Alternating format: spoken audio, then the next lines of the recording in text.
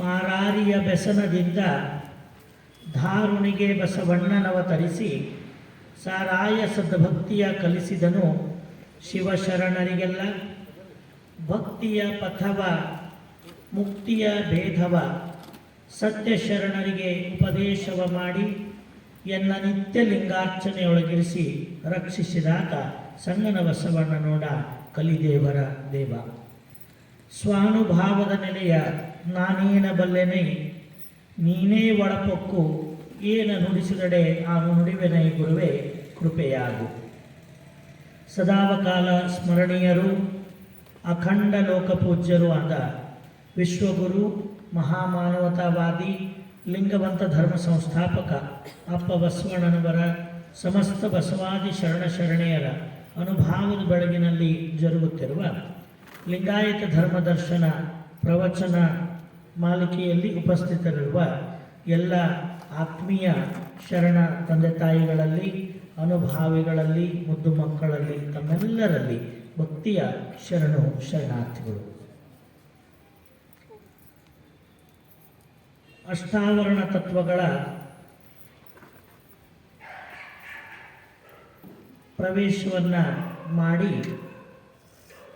ಅರಿವಿನ ಸಾಕಾರ ಮೂರ್ತಿಯಾದ ಗುರುವಿನಿಂದ ಲಿಂಗದ ಅರಿವನ್ನು ಪಡೆದು ಲಿಂಗ ತತ್ವದ ಜಗದ್ವ್ಯಾಪಕತ್ವವನ್ನು ಅರಿತು ಆ ಜಗದ್ವ್ಯಾಪಕವಾದ ಪರಾತ್ಪರ ವಸ್ತುವೇ ಸದ್ಭಕ್ತನ ಉದ್ಧರಿಸಲೆಂದು ಇಷ್ಟಲಿಂಗವೆಂಬ ಸಾಕಾರದ ರೂಪವಾಗಿ ನಮ್ಮೆಲ್ಲರ ಅಂಗದ ಮೇಲೆ ನೆಲೆಸಿರುವ, ಕರಸ್ಥಲಕ್ಕೆ ಬಂದು ಪೂಜೆಗೊಳ್ಳುವ ಒಂದು ವ್ಯವಸ್ಥೆಯನ್ನು ನಾವೆಲ್ಲ ನಿನ್ನೆವರೆಗೆ ನೋಡ್ತಾ ಬಂದ್ವಿ. ಇವತ್ತು ಅದೇ ಲಿಂಗ ತತ್ವದ ಕೊನೆಯ ಒಂದು ಭಾಗವಾಗಿ ಅದರ ವಿವೇಚನೆಯನ್ನು ಮಾಡ್ತಾ ಬಂದಾಗ ಗುರು ಬಸವಣ್ಣನವರು ಒಂದು ವಚನದಲ್ಲಿ ಹೇಳ್ತಾರೆ, ಅಂತರಂಗದಲ್ಲಿ ಅರಿವಾದಡೇನೋ ಬಹಿರಂಗದಲ್ಲಿ ಕ್ರಿಯೆ ಇಲ್ಲದನ್ನಕ್ಕ. ಅಂತರಂಗದಲ್ಲಿ ಅರಿವಾದಡೇನೋ ಬಹಿರಂಗದಲ್ಲಿ ಕ್ರಿಯೆ ಇಲ್ಲದನ್ನಕ್ಕ. ದೇಹವಿಲ್ಲದಿರ್ದೊಡೆ ಪ್ರಾಣಕಾಶ್ರಯ ಉಂಟೆ, ಕನ್ನಡಿ ಇಲ್ಲದಿರೆ ತನ್ನ ಮುಖ ಕಾಣುವುದೇ. ದೇಹವಿಲ್ಲದಿರ್ದಡೆ ಪ್ರಾಣಕ್ಕಾಶ್ರಯ ಉಂಟೆ, ಕನ್ನಡಿ ಇಲ್ಲದಿರೆ ತನ್ನ ಮುಖ ಕಾಣುವುದೇ. ಇದು ಕಾರಣ ಸಾಕಾರ ನಿರಾಕಾರ ಏಕೋ ದೇವ ನಮ್ಮ ಕೂಡಲ ಸಂಗಮ ದೇವ, ನಮ್ಮ ಕೂಡಲ ಸಂಗಮ ದೇವ. ಅಂತರಂಗದಲ್ಲಿ ಅರಿವಾದಡೇನು ಬಹಿರಂಗದಲ್ಲಿ ಕ್ರಿಯೆ ಇಲ್ಲದನ್ನಕ್ಕ. ಅಂತರಂಗದಲ್ಲಿ ಅರಿವು ಮೂಡಿದರೆ ಅದು ಪರಿಪೂರ್ಣತ್ವದ ನೆಲೆಯಲ್ಲ. ಆ ಅಂತರಂಗದಲ್ಲಿ ತೋರಿ ಬಂದ ಅರಿವು ಬಹಿರಂಗದಲ್ಲಿ ಕ್ರಿಯಾ ಸ್ವರೂಪವನ್ನು ತಾಳಿದಾಗಲೇ ಆ ಜ್ಞಾನಕ್ಕೂ ಮತ್ತು ಕ್ರಿಯೆಗೂ ಸಂಬಂಧವೇರ್ಪಟ್ಟು ಒಂದು ಪರಿಪೂರ್ಣತ್ವದ ನೆಲೆಯನ್ನು ಅದು ಸಾಧಿಸಲಿಕ್ಕೆ ಸಾಧ್ಯ ಆಗ್ತದೆ. ಹಾಗಾದರೆ ಅಂತರಂಗದಲ್ಲಿ ತೋರಿ ಬಂದ, ಅಂತರಂಗದಲ್ಲಿ ಪ್ರಕಟಗೊಂಡ ಅರಿವಾದರೂ ಯಾವುದು? ಯಾವ ಅರಿವು ಅಂದರೆ ನಮ್ಮೆಲ್ಲರ ಅಂತರಾಮಿಯಲ್ಲಿ ಶಿವನಿದ್ದಾನೆ ಎಂಬುದು ನಮ್ಮ ಅಂತರಂಗದಲ್ಲಿ ತೋರಿ ಬಂದ ಅರಿವು. ಲಿಂಗ ತತ್ವ ಪ್ರತಿಯೊಬ್ಬ ಜೀವಾತ್ಮನ ಹೃದಯ ಕಮಲದಲ್ಲಿ ಸಚ್ಚಿದಾನಂದ ನಿತ್ಯ ಪರಿಪೂರ್ಣವೆಂಬ ಪಂಚಲಕ್ಷಣಗಳಿಂದ ಪರಿಶೋಭಿಸಿ ಪ್ರಜ್ವಲವಾಗಿ ಬೆಳಗುತ್ತಿದೆ.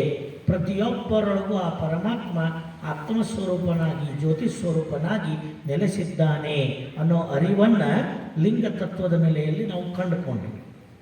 ಹಾಗೆ ಅಂತರಂಗದಲ್ಲಿ ಉಂಟಾದ ಈ ಅರಿವು ಆ ಭಕ್ತನಿಗೆ ಯಾವಾಗ ಆನಂದವನ್ನು ಕೊಡಕ್ಕೆ ಸಾಧ್ಯ?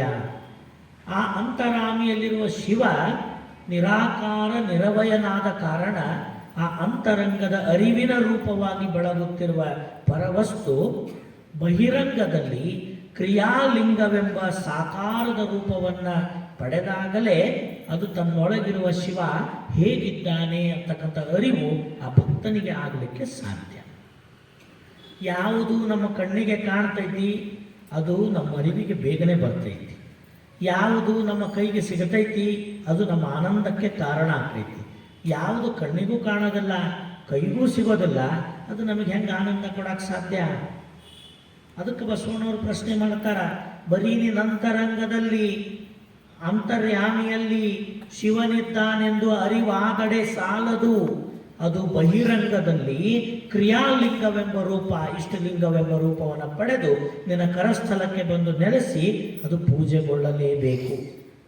ಆ ನಿನ್ನೊಳಗಿದ್ದದ್ದು ನಿನ್ನ ಹೊರಗೆ ಬಂದು, ನಿನ್ನೊಳಗೆ ನೆಲೆಸಿದ್ದು ನಿನ್ನ ಕಣ್ಣ ಮುಂದೆ ಬಂದು ಕರಸ್ಥಲವನ್ನಾವರಿಸಿದಾಗಲೇ ನಿನ್ನೊಳಗಿದ್ದ ಪರಶಿವ ಹೇಗಿದ್ದಾನೆ ಅಂದರೆ ಇಷ್ಟಲಿಂಗ ರೂಪವಾಗಿ ಪರಮಾತ್ಮ ಆ ಪರಶಿವನಿದ್ದಾನೆ. ಆ ಪರಶಿವನ ನಿರಾಕಾರ ತತ್ವದ ರೂಪ ಆದರೂ ಯಾವುದು ಅಂದರೆ ಇಷ್ಟಲಿಂಗವೇ ಆ ಅಂತರಂಗದಲ್ಲಿರುವ ಪರಶಿವನ ರೂಪ, ಅದುವೇ ಅವನ ಸ್ವರೂಪ.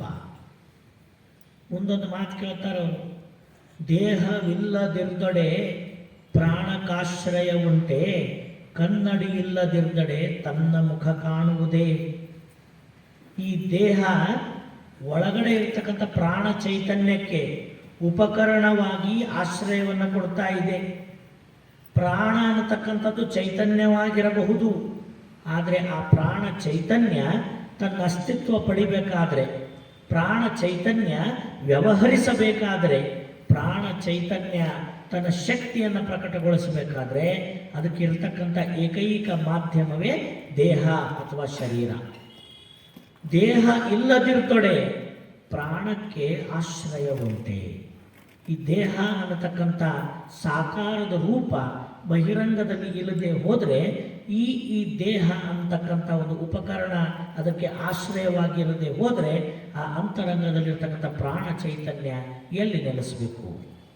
ಪ್ರಾಣ ಚೈತನ್ಯ ವ್ಯವಹರಿಸಬೇಕಾದ್ರೆ, ಪ್ರಾಣ ಚೈತನ್ಯದ ಇರುವಿಕೆ ಪ್ರಕಟಗೊಳ್ಳಬೇಕಾದ್ರೆ ಅದಕ್ಕೆ ಬಹಿರಂಗದಲ್ಲಿ ಸಾಕಾರ ರೂಪವಾಗಿ ದೇಹ ಇರಲೇಬೇಕು. ಕನ್ನಡಿ ಇಲ್ಲದಿರೆ ತನ್ನ ಮುಖ ಕಾಣುವುದೇ. ನಾವು ಯಾರು, ನಮ್ಮ ರೂಪ ಹೆಂಗ ಅಂತ ನಾವು ನೋಡಬೇಕಾದ್ರೆ, ನನ್ನ ರೂಪವನ್ನೇ ನಾನು ನೋಡಬೇಕಾದ್ರೆ, ನನ್ನನ್ನು ನಾನು ದರ್ಶನ ಮಾಡಬೇಕಾದ್ರೆ ನನ್ನ ಎದುರಿಗೆ ಒಂದು ದರ್ಪಣ ಬೇಕು. ನನ್ನ ರೂಪ ನಾನು ನೋಡಬೇಕಾದ್ರೆ ಕನ್ನಡಿ ಬೇಕು. ಆ ಕನ್ನಡಿ ನಾನಲ್ಲ, ಆದರೆ ಕನ್ನಡಿ ಇಲ್ಲದೆ ಹೋದರೆ ನನ್ನ ರೂಪ ನನಗೆ ಕಾಣೋದಿಲ್ಲ. ಕನ್ನಡಿ ಇಲ್ಲದಿರೆ ತನ್ನ ಮುಖ ಕಾಣುವುದೇ.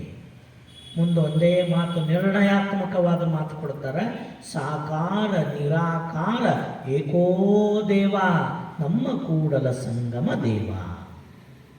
ಯಾವ ರೀತಿಯಾಗಿ ಪ್ರಾಣ ಚೈತನ್ಯದ ಪ್ರಕಟಪಡಿಸುವಿಕೆಗೆ, ಪ್ರಾಣ ಚೈತನ್ಯದ ವ್ಯವಹರಿಸುವಿಕೆಗೆ ದೇಹವೇ ಬಹಿರಂಗದಲ್ಲಿ ಸಾಕಾರ ಸಾಧನವಾಗಿದೆಯೋ, ತನ್ನದೇ ಮುಖ ತನಗೆ ಕಾಣದಂತಿದ್ದಾಗ ತನ್ನನ್ನು ತಾನು ನೋಡಬೇಕಾದ್ರೆ ತನ್ನೆದುರಿಗಿಟ್ಟು ದರ್ಪಣವನ್ನು ಆಶ್ರಯಿಸಬೇಕಾಗ್ತದೆಯೋ, ಅದೇ ರೀತಿಯಾಗಿ ಅಂತರಾಮಿಯಲ್ಲಿರ್ತಕ್ಕಂಥ ಶಿವ ಚೈತನ್ಯ ಅದರ ಶಕ್ತಿ ಪ್ರಕಟಗೊಂಡು ತನ್ನ ಮೂಲ ಸ್ವರೂಪದ ಅರಿವಾಗಬೇಕಾದರೆ ಬಹಿರಂಗದಲ್ಲಿ ಗುರುಪದೇಶಿತವಾಗಿ ಪಡೆದಂಥ ಮಹಾಲಿಂಗ ತತ್ವದ ಸಾಕಾರವೇ ತಾನಾದ ಇಷ್ಟಲಿಂಗ ಭಕ್ತನ ಅಂಗದ ಮೇಲೆ ಧರಿಸಲೇಬೇಕು.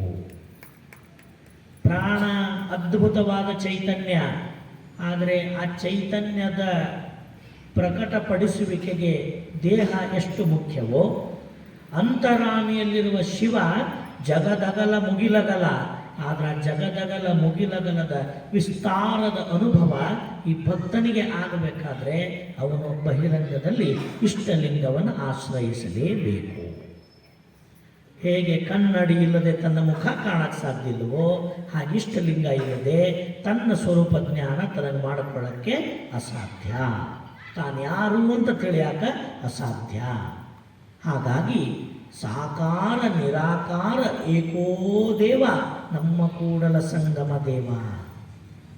ಪರಮಾತ್ಮ ಅಂದರೆ ನಿರಾಕಾರ ಪರವಸ್ತು ಅನ್ನೋ ಸತ್ಯವನ್ನು ಮುಂದಿಟ್ಟುಕೊಂಡು, ದೇವರು ಅಂದರೆ ಕೇವಲ ನಿರಾಕಾರ ಅಂತ ತಿಳಿದ್ರೆ ಆವಾಗ ನಮ್ಮ ಮನಸ್ಸಿನಲ್ಲಿ ಸಂಶಯ ಏನು ಬಂತು, ಮತ್ತು ಇಷ್ಟಲಿಂಗ ಸಾಕಾರ ಐತಲ್ಲ, ಇದು ಹೆಂಗೆ ದೇವರಾಗಕ್ಕೆ ಸಾಧ್ಯ, ಇದು ಹೆಂಗೆ ಲಿಂಗ ತತ್ವವನ್ನು ನಮಗೆ ಕೊಡೋಕ್ಕೆ ಸಾಧ್ಯ ಅಂದ್ರೆ ಬಸವಣ್ಣವ್ರು ನಿರ್ಣಯ ಕೊಡ್ತಾರ, ಹಂಗೆ ಮಾಡಬೇಡ, ಸತ್ಯವಾಗಿದೆ ನಂಬು. ಸಾಕಾರ ನಿರಾಕಾರ ಎರಡೂ ಒಂದೇ, ಎರಡೂ ಒಂದೇ. ಸಾಕಾರವನ್ನು ಬಿಟ್ಟು ನಿರಾಕಾರವಿಲ್ಲ, ನಿರಾಕಾರವನ್ನು ಬಿಟ್ಟು ಸಾಕಾರವಿಲ್ಲ. ಹೇಗೆ ಪ್ರಾಣವನ್ನು ಬಿಟ್ಟು ದೇಹವಿಲ್ಲ, ದೇಹವನ್ನು ಬಿಟ್ಟು ಪ್ರಾಣವಿಲ್ಲ. ದೇಹ ಇಲ್ಲ ಅಂದರೆ ಪ್ರಾಣ ಚೈತನ್ಯಕ್ಕೆ ಆಶ್ರಯವಿಲ್ಲ, ಪ್ರಾಣ ಇಲ್ಲ ಅಂದರೆ ದೇಹಕ್ಕೆ ಚೈತನ್ಯವಿಲ್ಲ. ಹೇಗೆ ದೇಹ ಮತ್ತು ಪ್ರಾಣಗಳ ಸಂಬಂಧವೋ ಹಾಗೆ ಸಾಕಾರ ಮತ್ತು ನಿರಾಕಾರಗಳ ಸಂಬಂಧ. ಸಾಕಾರ ಇಲ್ಲ ಅಂದರೆ ನಿರಾಕಾರ ಪರವಸ್ತುವಿಗೆ ನೆಲೆ ಇಲ್ಲ. ನಿರಾಕಾರ ಪರವಸ್ತು ಇಲ್ಲದೆ ಸಾಕಾರ ಆ ನಿರಾಕಾರದಿಂದ ಹೊರಬರುವಂತಿಲ್ಲ. ಹಾಗಾಗಿ ಸಾಕಾರ ಮತ್ತು ನಿರಾಕಾರಗಳು ಒಂದೇ ವಸ್ತುವಿನ ಎರಡು ಸ್ಥಿತಿಗಳಾಗಿರುವುದರಿಂದ ತಾನೇ ತನ್ನ ಲೀಲೆಗಾಗಿ ಜಗದ್ವ್ಯಾಪಕ ಪರವಸ್ತುವಾದಾಗ ನಿರಾಕಾರವೆನಿಸಿದರೂ ಈ ಭಕ್ತನಿಗೆ ತನ್ನ ಸ್ವರೂಪ ಜ್ಞಾನವನ್ನು ಮಾಡಿಕೊಡಲು ಸುಖವಾಗಿ ಅದು ತಾನೇ ಸಾಕಾರಗೊಂಡಿದೆ. ಅದು ಸಾಕಾರಗೊಳ್ಳದೆ ಹೋದರೆ ಈ ಭಕ್ತನಿಗೆ ಲಿಂಗದ ಅರಿವೇ ಆಗೋದಿಲ್ಲ. ಆ ಅರಿವನ್ನು ಮೂಡಿಸುವ ಸಲುವಾಗಿ ಆ ಪರವಸ್ತುವನ್ನು ಸದ್ಗುರು ಸ್ವಾಮಿ ಇಷ್ಟಲಿಂಗವೆಂಬ ಸಾಕಾರದ ರೂಪವಾಗಿ ಮಾಡಿ ಕರಸ್ಥಲಕ್ಕೆ ಕೊಟ್ಟಾಗ ಆ ಲಿಂಗದೊಳಗಿನ ಚೈತನ್ಯ, ಲಿಂಗದೊಳಗಿನ ಮಹಾ ಬೆಳಗು ಪ್ರಕಟಗೊಂಡು ಈ ಭಕ್ತನನ್ನು ಮಹದರಿವಿನ ಆ ಸ್ವರೂಪದತ್ತ ವಿಸ್ತಾರಗೊಳಿಸ್ತಕ್ಕಂಥ ಒಂದು ಶಕ್ತಿಯನ್ನು ಆ ಇಷ್ಟಲಿಂಗವೇ ಕೊಡುತ್ತದೆ ಅಂತಕ್ಕಂಥ ಒಂದು ಹಿನ್ನೆಲೆಯಲ್ಲಿ ಸಾಕಾರ ನಿರಾಕಾರ ಏಕೋ ದೇವ. ಅದು ಯಾರು? ನಮ್ಮ ಕೂಡಲ ಸಂಗಮ ದೇವ. ಇದರಿಂದ ನಮಗೇನರ್ಥ ಆಯಿತು ಅಂದ್ರೆ ಅಂತರಂಗದೊಳಗಿರುವ ಚೈತನ್ಯ ಬೇರೆಯಲ್ಲ, ಕರಸ್ಥಲದೊಳಗಿರುವ ಇಷ್ಟಲಿಂಗ ಬೇರೆಯಲ್ಲ. ಅಂತರಂಗದ ಚೈತನ್ಯವೇ ಇಷ್ಟಲಿಂಗ, ಇಷ್ಟಲಿಂಗವೇ ನಮ್ಮ ಅಂತರಂಗದ ಚೈತನ್ಯ ಅಂತಕ್ಕಂಥ ಗಟ್ಟಿಯಾದ ವಿಶ್ವಾಸವನ್ನು ನಾವೆಲ್ಲ ಇಲ್ಲಿ ಹೊಂದಬೇಕಾಗ್ತದೆ. ಇದನ್ನು ಇನ್ನಷ್ಟು ಸ್ಪಷ್ಟೀಕರಣ ಮಾಡೋ ಸಲುವಾಗಿ ನಮ್ಮ ಅನುಭವ ಮಂಟಪದ ಅಮರಗಣ ಶರಣರಲ್ಲೊಬ್ಬರಾದಂಥ ಆದಯ್ಯ ಶರಣರು ಅಂತ ಬರ್ತಾರೆ. ಭಾಳ ದೊಡ್ಡ ಅನುಭಾವಿಕ ತತ್ವಜ್ಞಾನದ ವಚನಗಳನ್ನು ನಮಗೆಲ್ಲ ಕೊಟ್ಟಂಥವರು. ಅಂಥ ತತ್ವಜ್ಞಾನದ ವಚನಗಳಲ್ಲಿ ಈ ಪರಮಾತ್ಮನ ಸಾಕಾರ ನಿರಾಕಾರಗಳ ಸಂಬಂಧದೊಂದಿಗೆ ಭಕ್ತನಾದವನು ನೇರವಾಗಿ ನಿರಾಕಾರವನ್ನು ಮುಟ್ಟಿ ಪೂಜಿಸುವುದು ಅಸಾಧ್ಯ, ಸಾಕಾರವಿಡಿದೇ ನಿರಾಕಾರ ಪರವಸ್ತುವನ್ನು ಸೇರಬೇಕು ಅನ್ನೋದನ್ನು ಅವರು ವಚನದ ಅನುಭವದಲ್ಲಿ ನಮಗೆಲ್ಲ ತೋರಿಸಿಕೊಡ್ತಾರೆ. ಎಷ್ಟು ಚಂದ ಹೇಳ್ತಾರೆ ಅವರಂದ್ರೆ, ಆಕಾರವಿಡಿದು ಅರ್ಚನೆ ಪೂಜನೆಯ ಮಾಡಬೇಕಲ್ಲದೆ ನಿರಾಕಾರವ ನಂಬಲಾಗದಯ್ಯ. ಆಕಾರವಿಡಿದು ಅರ್ಚನೆ ಪೂಜನೆಯ ಮಾಡಬೇಕಲ್ಲದೆ ನಿರಾಕಾರವ ನಂಬಲಾಗದಯ್ಯ. ಅಲ್ಲಿ ಬೇರೊಂದಿಲ್ಲವಾಗಿ, ಸ್ಪಷ್ಟ ಹೇಳ್ತಾರ, ಅಲ್ಲಿ ಬೇರೊಂದಿಲ್ಲವಾಗಿ ನಿಧಾನ ಕೈ ಸಾರಿದ ಬಳಿಕ, ನಿಧಾನ ಕೈ ಸಾರಿದ ಬಳಿಕ ಅದನ್ನು ಬಳಸಲರಿಯದೆ ಮತ್ತೆ ಬಡತನವನ್ನನುಭವಿಸಬಹುದೇ? ಅದನ್ನು ಬಳಸಲರಿಯದೆ ಮತ್ತೆ ಬಡತನವ ಅನುಭವಿಸಬಹುದೇ? ಕಂಡುದನೆ ಕಂಡು ನಂಬದಿರ್ದಡೆ, ಕಂಡುದನೆ ಕಂಡು ಅದ ನಂಬದಿರ್ದಡೆ ಆ ಭಕ್ತಿಯ ಬಾಯಲ್ಲಿ ಹುಡಿ ಹೊಯ್ದು ಹೋಗುವ ನಮ್ಮ ಸೌರಾಷ್ಟ್ರ ಸೋಮೇಶ್ವರನು.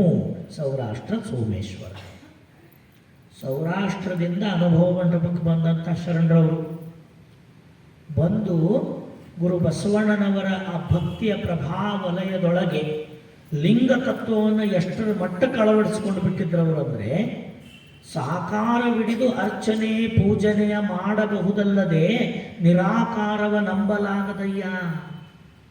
ಅಲ್ಲಿ ಬೇರೊಂದಿಲ್ಲವಾಗಿ ಅಂತ ಹೇಳ್ತಾರವರು. ನಾವೇನಾದರೂ ಅರ್ಚನೆ ಪೂಜನೆ ಅರ್ಪಣೆ ಮಾಡಬೇಕಾದ್ರೆ ಸಾಕಾರವಿಡದೆ ಮಾಡಬಹುದು ವಿನಃ ನಿರಾಕಾರವನ್ನು ನಿರಾಕಾರವಾಗಿ ಕಾಣ್ತೀವಿ ಅಂತಂದ್ರೆ ನಮ್ಮ ಕೈಗೂ ಸಿಗೋದಿಲ್ಲ, ನಮ್ಮ ಪೂಜೆಗೆ ಸಿಗೋದಿಲ್ಲ, ನಮ್ಮ ಭಾವಕ್ಕೂ ಬರೋದಿಲ್ಲ. ಯಾವುದು ನಮ್ಮ ಭಾವಕ್ಕೆ ಬರೋದಿಲ್ಲ ಅದನ್ನು ನಾವು ಅನುಭವಿಸೋಕ್ಕಾಗೋದಿಲ್ಲ, ಅದನ್ನು ಪ್ರೀತಿಸೋಕ್ಕಾಗೋದಿಲ್ಲ, ಅದನ್ನು ನಮ್ಮ ಕಣ್ಣಿಂದ ಕಣ್ತುಂಬಿಕೊಂಡು ಭಕ್ತಿಯನ್ನು ಸಮರ್ಪಣೆ ಮಾಡೋಕ್ಕಾಗೋದಿಲ್ಲ. ನಾವೇನಾದರೂ ಅರ್ಚನೆ ಅರ್ಪಣೆ ಅನುಭವಾದಿಗಳೆಂಬ ಕ್ರಿಯಾದಿಗಳನ್ನು ಮಾಡಿ ನಮ್ಮ ಅಂತರಂಗದ ಭಕ್ತಿ ಸಮರ್ಪಣೆಯನ್ನು ಮಾಡಬೇಕಂದ್ರೆ ಅಲ್ಲಿ ನಿರಾಕಾರದಲ್ಲಿ ಅದು ಅಸಾಧ್ಯ. ಅದು ಅಸಾಧ್ಯ. ಹೆಂಗೆ ಮಾಡ್ತಾರಪ್ಪ? ನಿರಾಕಾರ ಪರವಸ್ತು ಎಲ್ಲ ಕಡೆ ಐತಿ. ಈಗ ನಿಮ್ಮ ಮುಂದೆ ಐತಿ, ಈಗ ಸದ್ಯ ಅದು ಇಲ್ಲೇನು? ಅದು ಐತಿ. ಬೆನ್ನು ಹಿಂದೂ ಐತಿ, ನಮ್ಮ ಮನೆಯೊಳಗೂ ಐತಿ, ಇಡೀ ವಿಶ್ವದ ತುಂಬೆಲ್ಲ ತುಂಬ ಐತಿ. ಆದ್ರೆ ಹೆಂಗೈತಿ ನಮ್ಮ ಕಣ್ಣಿಗೆ ಕಾಣಕತ್ತಿಲ್ಲ, ನಮ್ಮ ಕೈಗೆ ಸಿಕ್ಕಿಲ್ಲ. ಮತ್ತು ಅದಕ್ಕೆ ಏನಾರ ನಾವು ಅರ್ಪಣೆ ಮಾಡ್ಬೇಕಂದ್ರೆ ಎಲ್ಲಿ ಮಾಡೋದು? ಬಯಲಾಗ ಮಾಡೋದೇನು? ಭಸ್ಮಧಾರಣೆ ಬಯಲಾಗ ಮಾಡೋದೇನು? ನೈವೇದ್ಯ ಸಮರ್ಪಣೆ ಬಯಲಾಗ ಮಾಡೋದೇನು? ಆ ನಮ್ಮೊಳಗಿನ ಭಕ್ತಿ ರತಿ ತುಂಬಿ ಆಡಿ ಹಾಡಿ ಕೊಂಡಾಡಬೇಕಂದ್ರೆ ಬಯಲಿಗೆ ಮಾಡೋದೇನು? ಅದು ನಮಗೇನಾದರೂ ಆನಂದ ಕೊಡ್ತೈತೇನು? ಕೊಡೋದಿಲ್ಲ. ಅದು ಕೊಡಬೇಕು ಅಂದ್ರೆ ಏನಾಗಬೇಕದು? ಸಾಕಾರವಿಡಿದೆ ನಾವು ಅರ್ಚನೆ, ಪೂಜೆ, ಅನುಭವ ಎಲ್ಲ ಮಾಡಬೇಕು. ನಾವು ಸರಳವಾಗಿ ಅರ್ಥ ಮಾಡ್ಕೊಳ್ಳೋದಾದ್ರೆ, ನಮ್ಮ ತಾಯಂದ್ರ ಗರ್ಭದೊಳಗೆ ಮಕ್ಕಳನ್ನ 9 ತಿಂಗಳ ಹೊತ್ತಿರ್ತಾರೆ. 9 ತಿಂಗಳ ಅವರ ಮಗು ಅವರ ಗರ್ಭದೊಳಗೆ ಇರ್ತೈತಿ. ಅವರನ್ನು ಬಿಟ್ಟು ಬೇರೆ ಇರೋದಿಲ್ಲ, ಅವರೊಳಗೆ ಇರ್ತೈತಿ. ಅದು ತಮ್ಮ ಗರ್ಭದೊಳಗೆ ಇದ್ದಂಥ ಮಗುವನ್ನು ಕುರಿತು ಅವರೇನಾದರೂ ಪ್ರೀತಿ ಮಾಡಬೇಕು, ಅದನ್ನು ಮುದ್ದಾಡಬೇಕು, ಅದ್ರ ಜೊತೆಗೆ ಆಟ ಪಾಠಗಳನ್ನು ಮಾಡಬೇಕು, ಅದನ್ನೇನಾದರೂ ಒಂದಿಷ್ಟು ಅದ್ರ ಜೊತೆಗೆ ಸಮಯವನ್ನು ಕಳಿಬೇಕಂದ್ರೆ ತಮ್ಮ ಜೋಡಿನ ಐತಿ ಅಂದರೂ ಸಹಿತ ಅದು ಅವ್ರ ಕಣ್ಣಿಗೆ ಕಂಡಿಲ್ಲ, ಇನ್ನ ಕೈಗೆ ಸಿಕ್ಕಿಲ್ಲ, ಅದ್ರ ಸ್ವರೂಪ ಏನಂತ ಗೊತ್ತಿಲ್ಲ. ಹೆಂಗೆ ಅವ್ರು ಅದನ್ನು ಆನಂದ ಪಡಕ್ಕೆ ಸಾಧ್ಯ? ಏನಾರ ನೀವು ಅದಕ್ಕೆ ಉಣಿಸ್ಬೇಕು, ತಿನ್ನಿಸ್ಬೇಕು ಅಂದ್ರೆ ನಿಮ್ಮ ಕೈಯಾಗ ಇಲ್ಲದು. ಎಲ್ಲಿ ತಿನ್ನಿಸ್ತೀರಪ್ಪ? ಮತ್ತು ನಾವು ಅಂತೀವಿ, ಅಲ್ರಿ ನಿಮ್ಮನ್ನು ಬಿಟ್ಟೈತಿ ಅನ್ನೋದು ನಿಮ್ಮ ಹೊಟ್ಟೆಗ ಐತಿ, ನಿಮ್ಮೊಂದಿಗೆ ಐತಿ.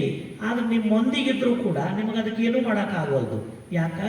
ಅದು ನಿರಾಕಾರ ಸ್ಥಿತಿ ಒಳಗೈತಿ, ನಿಮ್ಮ ಕಣ್ಣಿಗೆ ಕಾಣದಂಗೆ ಐತಿ. ನಿಮ್ಮೊಳಗ ಇದ್ರೂ ಅದು ನಿಮ್ಮ ಅರಿವಿಗೆ ಬರದಂಗೆ ಐತಿ. ಯಾವಾಗ ಸೂತಕ ನವಮಾಸ ತಡೆದು ಆ ಮಗು ಹೆರಿಗೆಯಾಗಿ ನಮ್ಮ ಹೊರಗೆ ಬರ್ತೈತಿ ನೋಡ್ರಿ, ಅಂತರಂಗದೊಳಗಿದ್ದದ್ದು ಬಹಿರಂಗಕ್ಕೆ ಬರ್ತೈತಿ.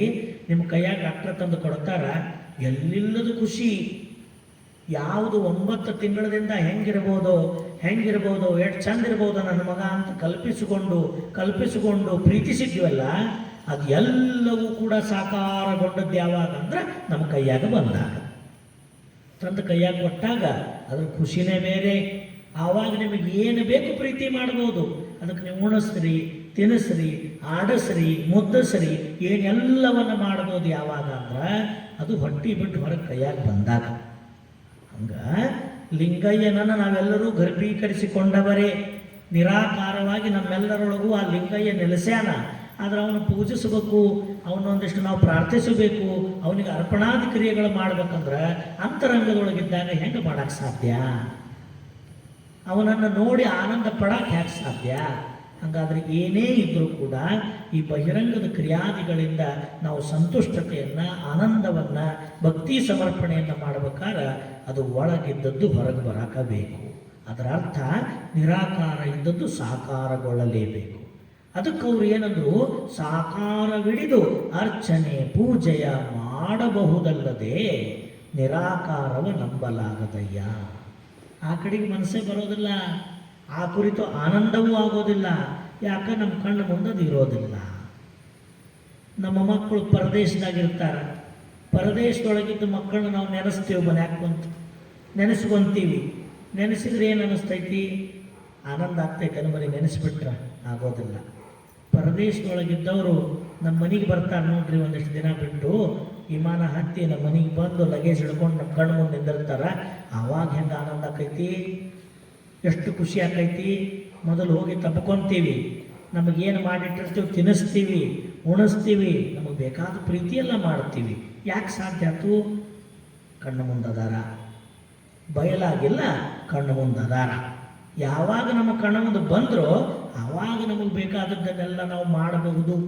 ಅದಕ್ಕೆ ಸಾಕಾರವಿಡಿದು ಅರ್ಚನೆ ಪೂಜೆ, ನಿಮಗೇನು ಬೇಕೆಲ್ಲ ಅರ್ಪಣಾದಿ ಕ್ರಿಯೆಗಳನ್ನು ಆ ಪರಮಾತ್ಮನಿಗೆ ಮಾಡಬೇಕಾದ್ರೆ ಅದು ಇಷ್ಟಲಿಂಗವೆಂಬ ಸಾಕಾರವಿಡಿದೇ ಅರ್ಚನೆ ಪೂಜನೆಯನ್ನು ಮಾಡಬಹುದು ವಿನಃ ನಿರಾಕಾರವಿಡಿದು ಮಾಡಲಿಕ್ಕೆ ಅಸಾಧ್ಯ.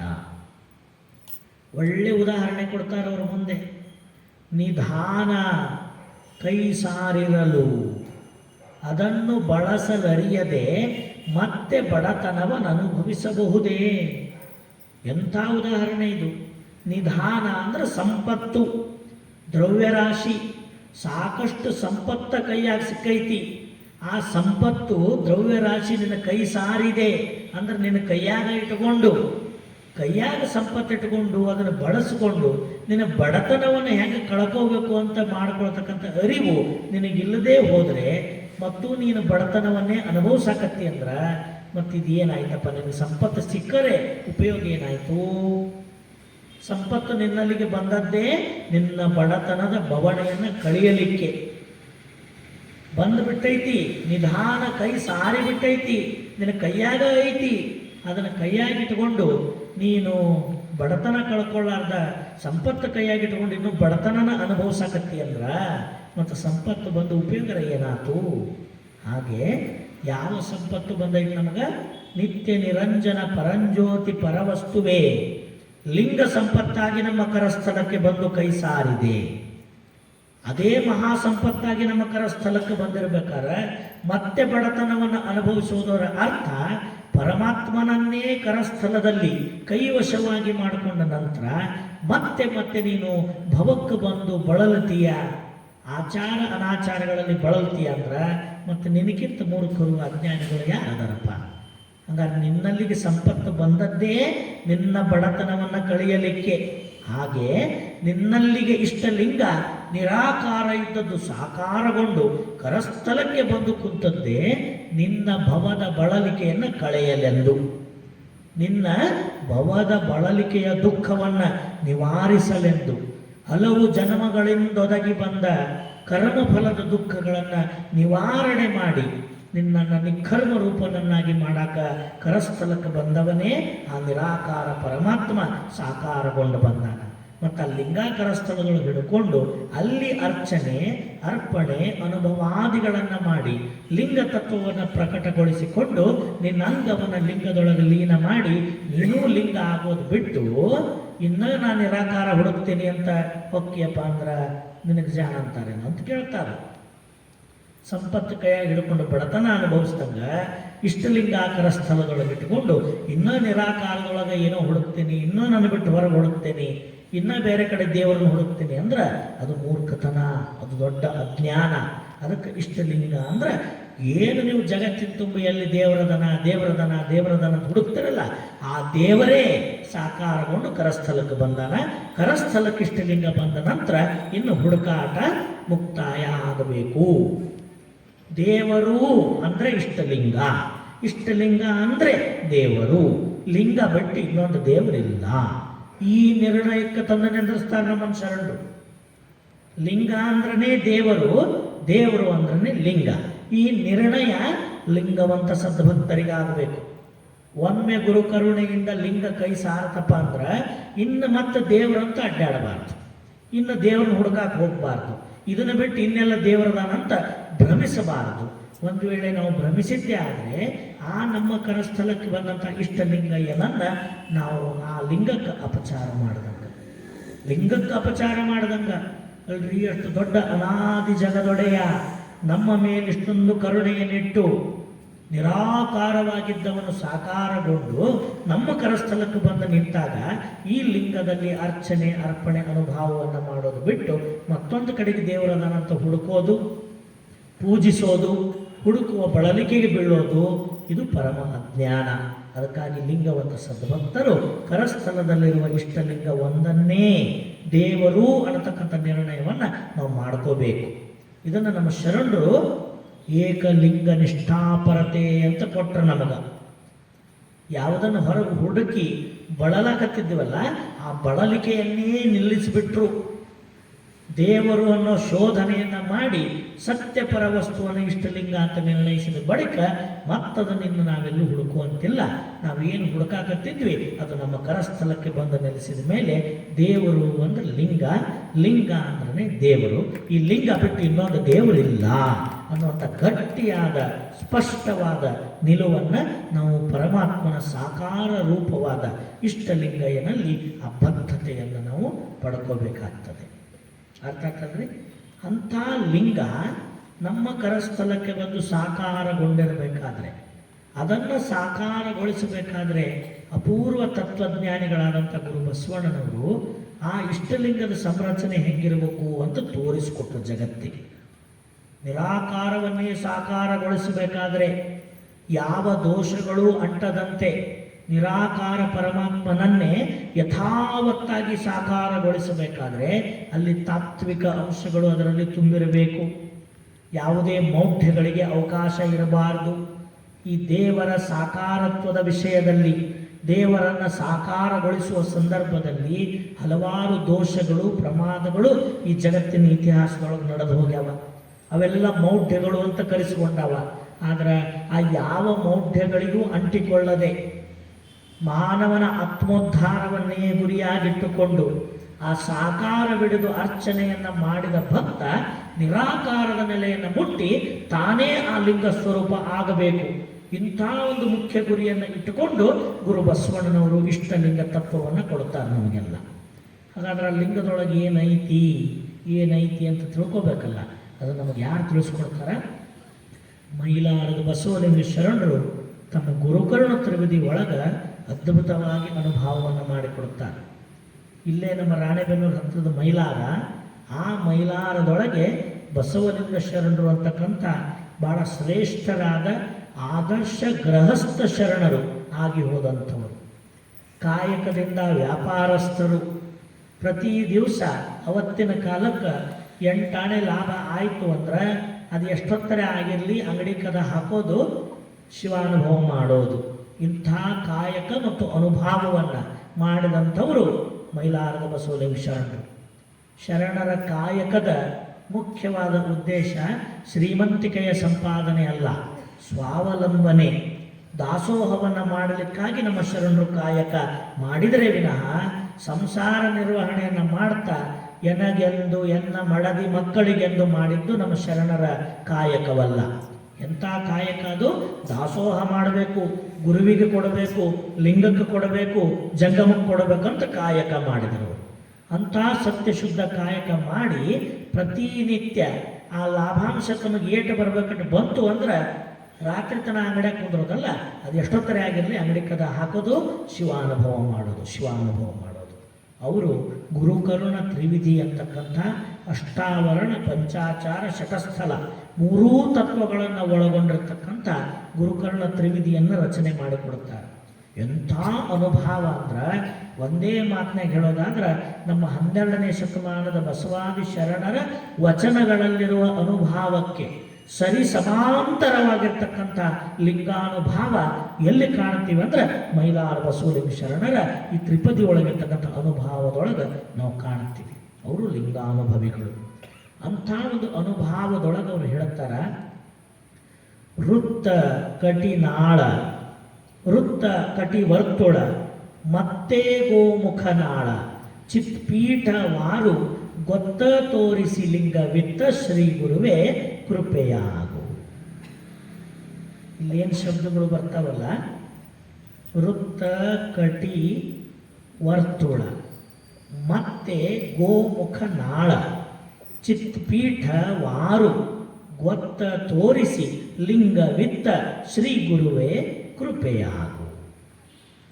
ಯಾವ ಇಷ್ಟಲಿಂಗ ಸಾಕಾರಗೊಳಿಸಿ ಗುರು ನಮ್ಮ ಕರಸ್ಥಲಕ್ಕೆ ಕೊಟ್ಟಾನಲ್ಲ, ಈ ಇಷ್ಟಲಿಂಗದೊಳಗೆ 2 ಸ್ಥಿತಿಗಳು, 2 ಭಾಗಗಳಿರ್ತಾವೆ. ಅದಕ್ಕೊಂದು ಅಂತರಂಗದ ಭಾಗ, ಒಂದು ಅದರ ಮೇಲ್ಮೈ ಭಾಗ. ಈ ಅಂತರಂಗದೊಳಗಡೆ ಇರತಕ್ಕಂಥದ್ದಕ್ಕೆ ಪಂಚಸೂತ್ರ ಘಟಿತ ಲಿಂಗ ಅಂತಲೂ ಕರೀತಾರೆ, ಪೀಠಲಿಂಗ ಅಂತಲೂ ಕರೀತಾರೆ. ಆ ಪೀಠಲಿಂಗಕ್ಕೆ 6 ಭಾಗಗಳು, ಪೀಠಿಕೆಗೆ 6 ಭಾಗಗಳು. ಯಾವ 6 ಭಾಗಗಳು? ಇವೇ 6 ಭಾಗಗಳು: ವೃತ್ತ, ಕಟಿ, ನಾಳ, ವರ್ತುಳ, ಗೋಮುಖ ಮತ್ತು ಗೋಳಕ ಅನ್ನತಕ್ಕಂಥ 6 ಭಾಗಗಳು. ಈ 6 ಭಾಗಗಳೇ 6 ತತ್ವಗಳನ್ನು ಒಳಗೊಂಡಿರುವಂಥವು. ಇಲ್ಲಿರ್ತಕ್ಕಂಥ 6 ವೃತ್ತ, ಕಟಿ, ನಾಳ, ವರ್ತುಳ, ಗೋಮುಖ, ಗೋಳಕಗಳಲ್ಲಿ ಕ್ರಮವಾಗಿ ಷಡಕ್ಷರಿಯ ಮಂತ್ರವನ್ನೇ ಅಳವಡಿಸಿಕೊಟ್ರು. ನ ಮ ಶಿ ವಾ ಯ ಓಂಕಾರ. ನಮಃ ಶಿವಾಯ ಓಂ ಅಂತಕ್ಕಂಥ ಷಡಕ್ಷರಿ ಮಂತ್ರ ಸ್ವರೂಪವೇ ನಮ್ಮ ಕರಸ್ಥಲದ ಇಷ್ಟಲಿಂಗ ಸ್ವರೂಪವಾಗಿದೆ. ಇದನ್ನು ನಾವು ದೀಕ್ಷಾಕ್ರಮವನ್ನು ನೋಡುವಾಗಲೂ ಕೂಡ ತೋಂಟದ ಸಿದ್ಧಲಿಂಗ ಶಿವಯೋಗಿಗಳು ಕ್ರಿಯಾದೀಕ್ಷೆ ಅಂದ್ರೆ ಏನು ಅಂತ ಹೇಳುವಾಗ ಇದನ್ನೇ ಬಳಸಿದರವರು. ಆ ಮಂತ್ರ ಸ್ವರೂಪವನ್ನೇ ಇಷ್ಟಲಿಂಗವೆಂಬ ರೂಪವ ಮಾಡಿ ಶಿಷ್ಯನ ಕರಸ್ಥಲಕ್ಕೆ ಸಂಬಂಧಿಸಿದುದೇ ಕ್ರಿಯಾದೀಕ್ಷೆ. ಮಂತ್ರ ಸ್ವರೂಪವೇ ಇಷ್ಟಲಿಂಗ ಆಗಬೇಕಲ್ಲ, ಮಂತ್ರ ಬೇರೆ ಲಿಂಗ ಬೇರೆ ಅಲ್ಲ. ಮಂತ್ರದ ಗಟ್ಟಿಗೊಂಡ ಸ್ವರೂಪವೇ ಇಷ್ಟಲಿಂಗ. ಯಾವ ಷಡಕ್ಷರಿ ಮಂತ್ರೋಪದೇಶ ಭಕ್ತನ ಕರ್ಣದಲ್ಲಾಯಿತೋ ಆ ಮಂತ್ರ ಹೆಂಗೈತೆ ಅದರ ಸ್ವರೂಪ ಅಂದ್ರೆ ಈ ಲಿಂಗ ರೂಪವಾಗೈತಿ ಅಂತ ತೋರಿಸೋದೇ ಇಷ್ಟಲಿಂಗದ ಸ್ವರೂಪ. ಬೋಧೆ ಮಾಡಿದ ಮಂತ್ರವೇ ಲಿಂಗದಲ್ಲೂ ಕೂಡ ಹುದುಗಿದೆ. ಯಾವ ಮಂತ್ರವನ್ನ ಭಕ್ತ ಪಠಿಸಿ ಪಠಿಸಿ ತಾನು ಮಂತ್ರ ಜಪವನ್ನು ಮಾಡ್ತಾನೋ ಆ ಮಂತ್ರ ಎಲ್ಲಿ ಸ್ಫುರಿಸಾಕತ್ತೈತಂದ್ರೆ ಗುರು ತೋರಿದ ಇಷ್ಟಲಿಂಗದೊಳಗೂ ಅದೇ ಓಂ ನಮಃ ಶಿವಾಯ ಮಹಾಮಂತ್ರ ಆ ಲಿಂಗದ 6 ಭಾಗಗಳಲ್ಲಿ ಅಳವಟ್ಟು ಬಿಟ್ಟಿದೆ. ಅದಕ್ಕೆ 6 ಭಾಗಗಳು, 6 ಭಾಗಗಳಲ್ಲಿ 6 ಪ್ರಣವಾಕ್ಷರಗಳು, ಷಡ್ ಭಾಗಗಳು ಷಡಕ್ಷರ ಮಂತ್ರ ಸ್ವರೂಪಗಳು. ಎಲ್ಲದವ ಆ ಪೀಠಲಿಂಗದೊಳಗ ಪೂರ್ಣ ಷಡಕ್ಷರ ಮಂತ್ರ ಸ್ವರೂಪವೇ ಅಳವಟ್ಟು ಬಿಟ್ಟಿದೆ. ಇಂಥ ಷಡಕ್ಷರ ಮಂತ್ರ ಸ್ವರೂಪವೇ ಇಷ್ಟಲಿಂಗ ತತ್ವ ಅಂತ ತೋರಿಸುವ ಸಲುವಾಗಿ ಅದರ ಅಂತರಂಗದಲ್ಲಿ ಈ ಪೀಠಲಿಂಗವನ್ನು ಪ್ರತಿಷ್ಠಿಸಿ ಆ ಪೀಠಲಿಂಗ ಪಿಂಡಾಂಡದ ಪ್ರತೀಕ. ಆ ಪೀಠದ ಮೇಲ್ಗಡೆಗೆ ಹಾಕಿರ್ತಕ್ಕಂಥ ಹೊದಿಕೆ ಕಂಠೆ ಅಂತೇನು ಕರಿತೀವಿ, ಕಾಂತಿ ಅಂತೀವಿ, ಅದು ಬ್ರಹ್ಮಾಂಡದ ಪ್ರತೀಕ. ಅಂತರಂಗದಲ್ಲಿರ್ತಕ್ಕಂಥ ಪೀಠಿಕೆ ಜೀವಾತ್ಮ, ಮೇಲ್ಗಡೆ ಇರ್ತಕ್ಕಂಥ ಹೊದಿಕೆ ಪರಮಾತ್ಮ. ಪರಮಾತ್ಮನ ಗರ್ಭದಲ್ಲಿ ಈ ಜೀವಾತ್ಮನಿದ್ದಾನೆ. ಈ ಜೀವಾತ್ಮ ಪರಮಾತ್ಮನ ಆಶ್ರಯದಲ್ಲಿ ತನ್ನ ಲೀಲೆಯಾಡುತ್ತಿದ್ದಾನೆ. ಈ ಜೀವಾತ್ಮ ಪರಮಾತ್ಮ ಎರಡರಲ್ಲೂ ತುಂಬಿ ತೋರುವ ಅಖಂಡ ಪರವಸ್ತು ತಾನು ಒಂದೇ. ಸಾಕಾರ ನಿರಾಕಾರ ಏಕೋ ದೇವ ನಮ್ಮ ಕೂಡಲ ಸಂಗಮ ದೇವ ಅನ್ನೋದನ್ನು ಸಿದ್ಧಪಡಿಸಿ ತೋರಿಸ್ತಕ್ಕಂಥ ಕ್ರಮಯುಕ್ತ ಸಂಯೋಜನೆ ಈ ಲಿಂಗವಂತ ಸದ್ಭಕ್ತರ ಅಂಗದ ಮೇಲೆ ನೆಲೆಸಿರುವ ಇಷ್ಟಲಿಂಗವಾಗಿದೆ. ಇಷ್ಟಲಿಂಗ ಅಂದ್ರೆ ಅಂತರಂಗದಲ್ಲಿ ಜೀವಾತ್ಮ, ಬಹಿರಂಗದಲ್ಲಿ ಮೇಲೆ ಪರಮಾತ್ಮ. ಒಳಗಡೆ ಇರೋದು ಪಿಂಡಾಂಡ, ಹೊರಗಡೆ ಇರ್ತಕ್ಕಂಥದ್ದು ಬ್ರಹ್ಮಾಂಡ. ಈ ಪಿಂಡಾಂಡಗತವಾದ ಚೈತನ್ಯ, ಬ್ರಹ್ಮಾಂಡಗತವಾದ ಚೈತನ್ಯ ಒಂದೇ ಆಗಿದೆ. ಆ ಪಿಂಡಾಂಡ ಬ್ರಹ್ಮಾಂಡದೊಳಗೆ ತುಂಬಿರುವ ಅಖಂಡ ಚೈತನ್ಯ ಅಖಂಡವಾಗಿ ಭಕ್ತನ ಅರಿವಿಗೆ ಬಾರದು. ಹಾಗಾದರೆ ಅಖಂಡವಾಗಿ ಭಕ್ತನ ಅರಿವಿಗೆ ಬಾರದ ಆ ಚೈತನ್ಯವನ್ನ ಇಷ್ಟಲಿಂಗದಲ್ಲಿ ಕೇಂದ್ರೀಕರಿಸಿ ಲಿಂಗ ತತ್ವದ ಮುಖಾಂತರವಾಗಿ ಅಖಂಡ ಪ್ರಕಾಶವನ್ನ ಪ್ರಕಟಗೊಳಿಸುವಂತೆ ಮಾಡಿದ್ದೇ ಇಷ್ಟಲಿಂಗದ ಸಂಯೋಜನೆ. ಈ ನಮ್ಮ ಇಷ್ಟಲಿಂಗದೊಳಗ ಏನೈತಿ ಅಂದ್ರೆ ನಮ್ಮದೇ ಸ್ವರೂಪ ಇಷ್ಟಲಿಂಗದೊಳಗೈತಿ. ಇದು ನಮ್ಮನ್ನು ಬಿಟ್ಟು ಬೇರೆ ಲಿಂಗ ಅಲ್ಲ, ನಮ್ಮದೇ ಸ್ವರೂಪ. ಅದರ ಒಳಗಡೆ ಇರತಕ್ಕಂಥ ಪಂಚಸೂತ್ರ ಲಿಂಗ ಅದು ನಮ್ಮದೇ ಸ್ವರೂಪ, ಜೀವಾತ್ಮನ ಪ್ರತೀಕ. ನಾವು ಲಿಂಗದೊಳಗ ಅದೀವಿ, ಲಿಂಗ ನಮ್ಮೊಳಗೈತಿ. ಇದನ್ನು ನಿನ್ನೆ ದಿವಸ ನಾವು ನೋಡಲಿಲ್ಲ. ಲಿಂಗ ಅಖಿಲಾಂಡ ಕೋಟಿ ಬ್ರಹ್ಮಾಂಡದೊಳಗಡಗಿಹುದು. ಈ ಬ್ರಹ್ಮಾಂಡವೂ ಲಿಂಗದೊಳಗಡಗಿಹುದು.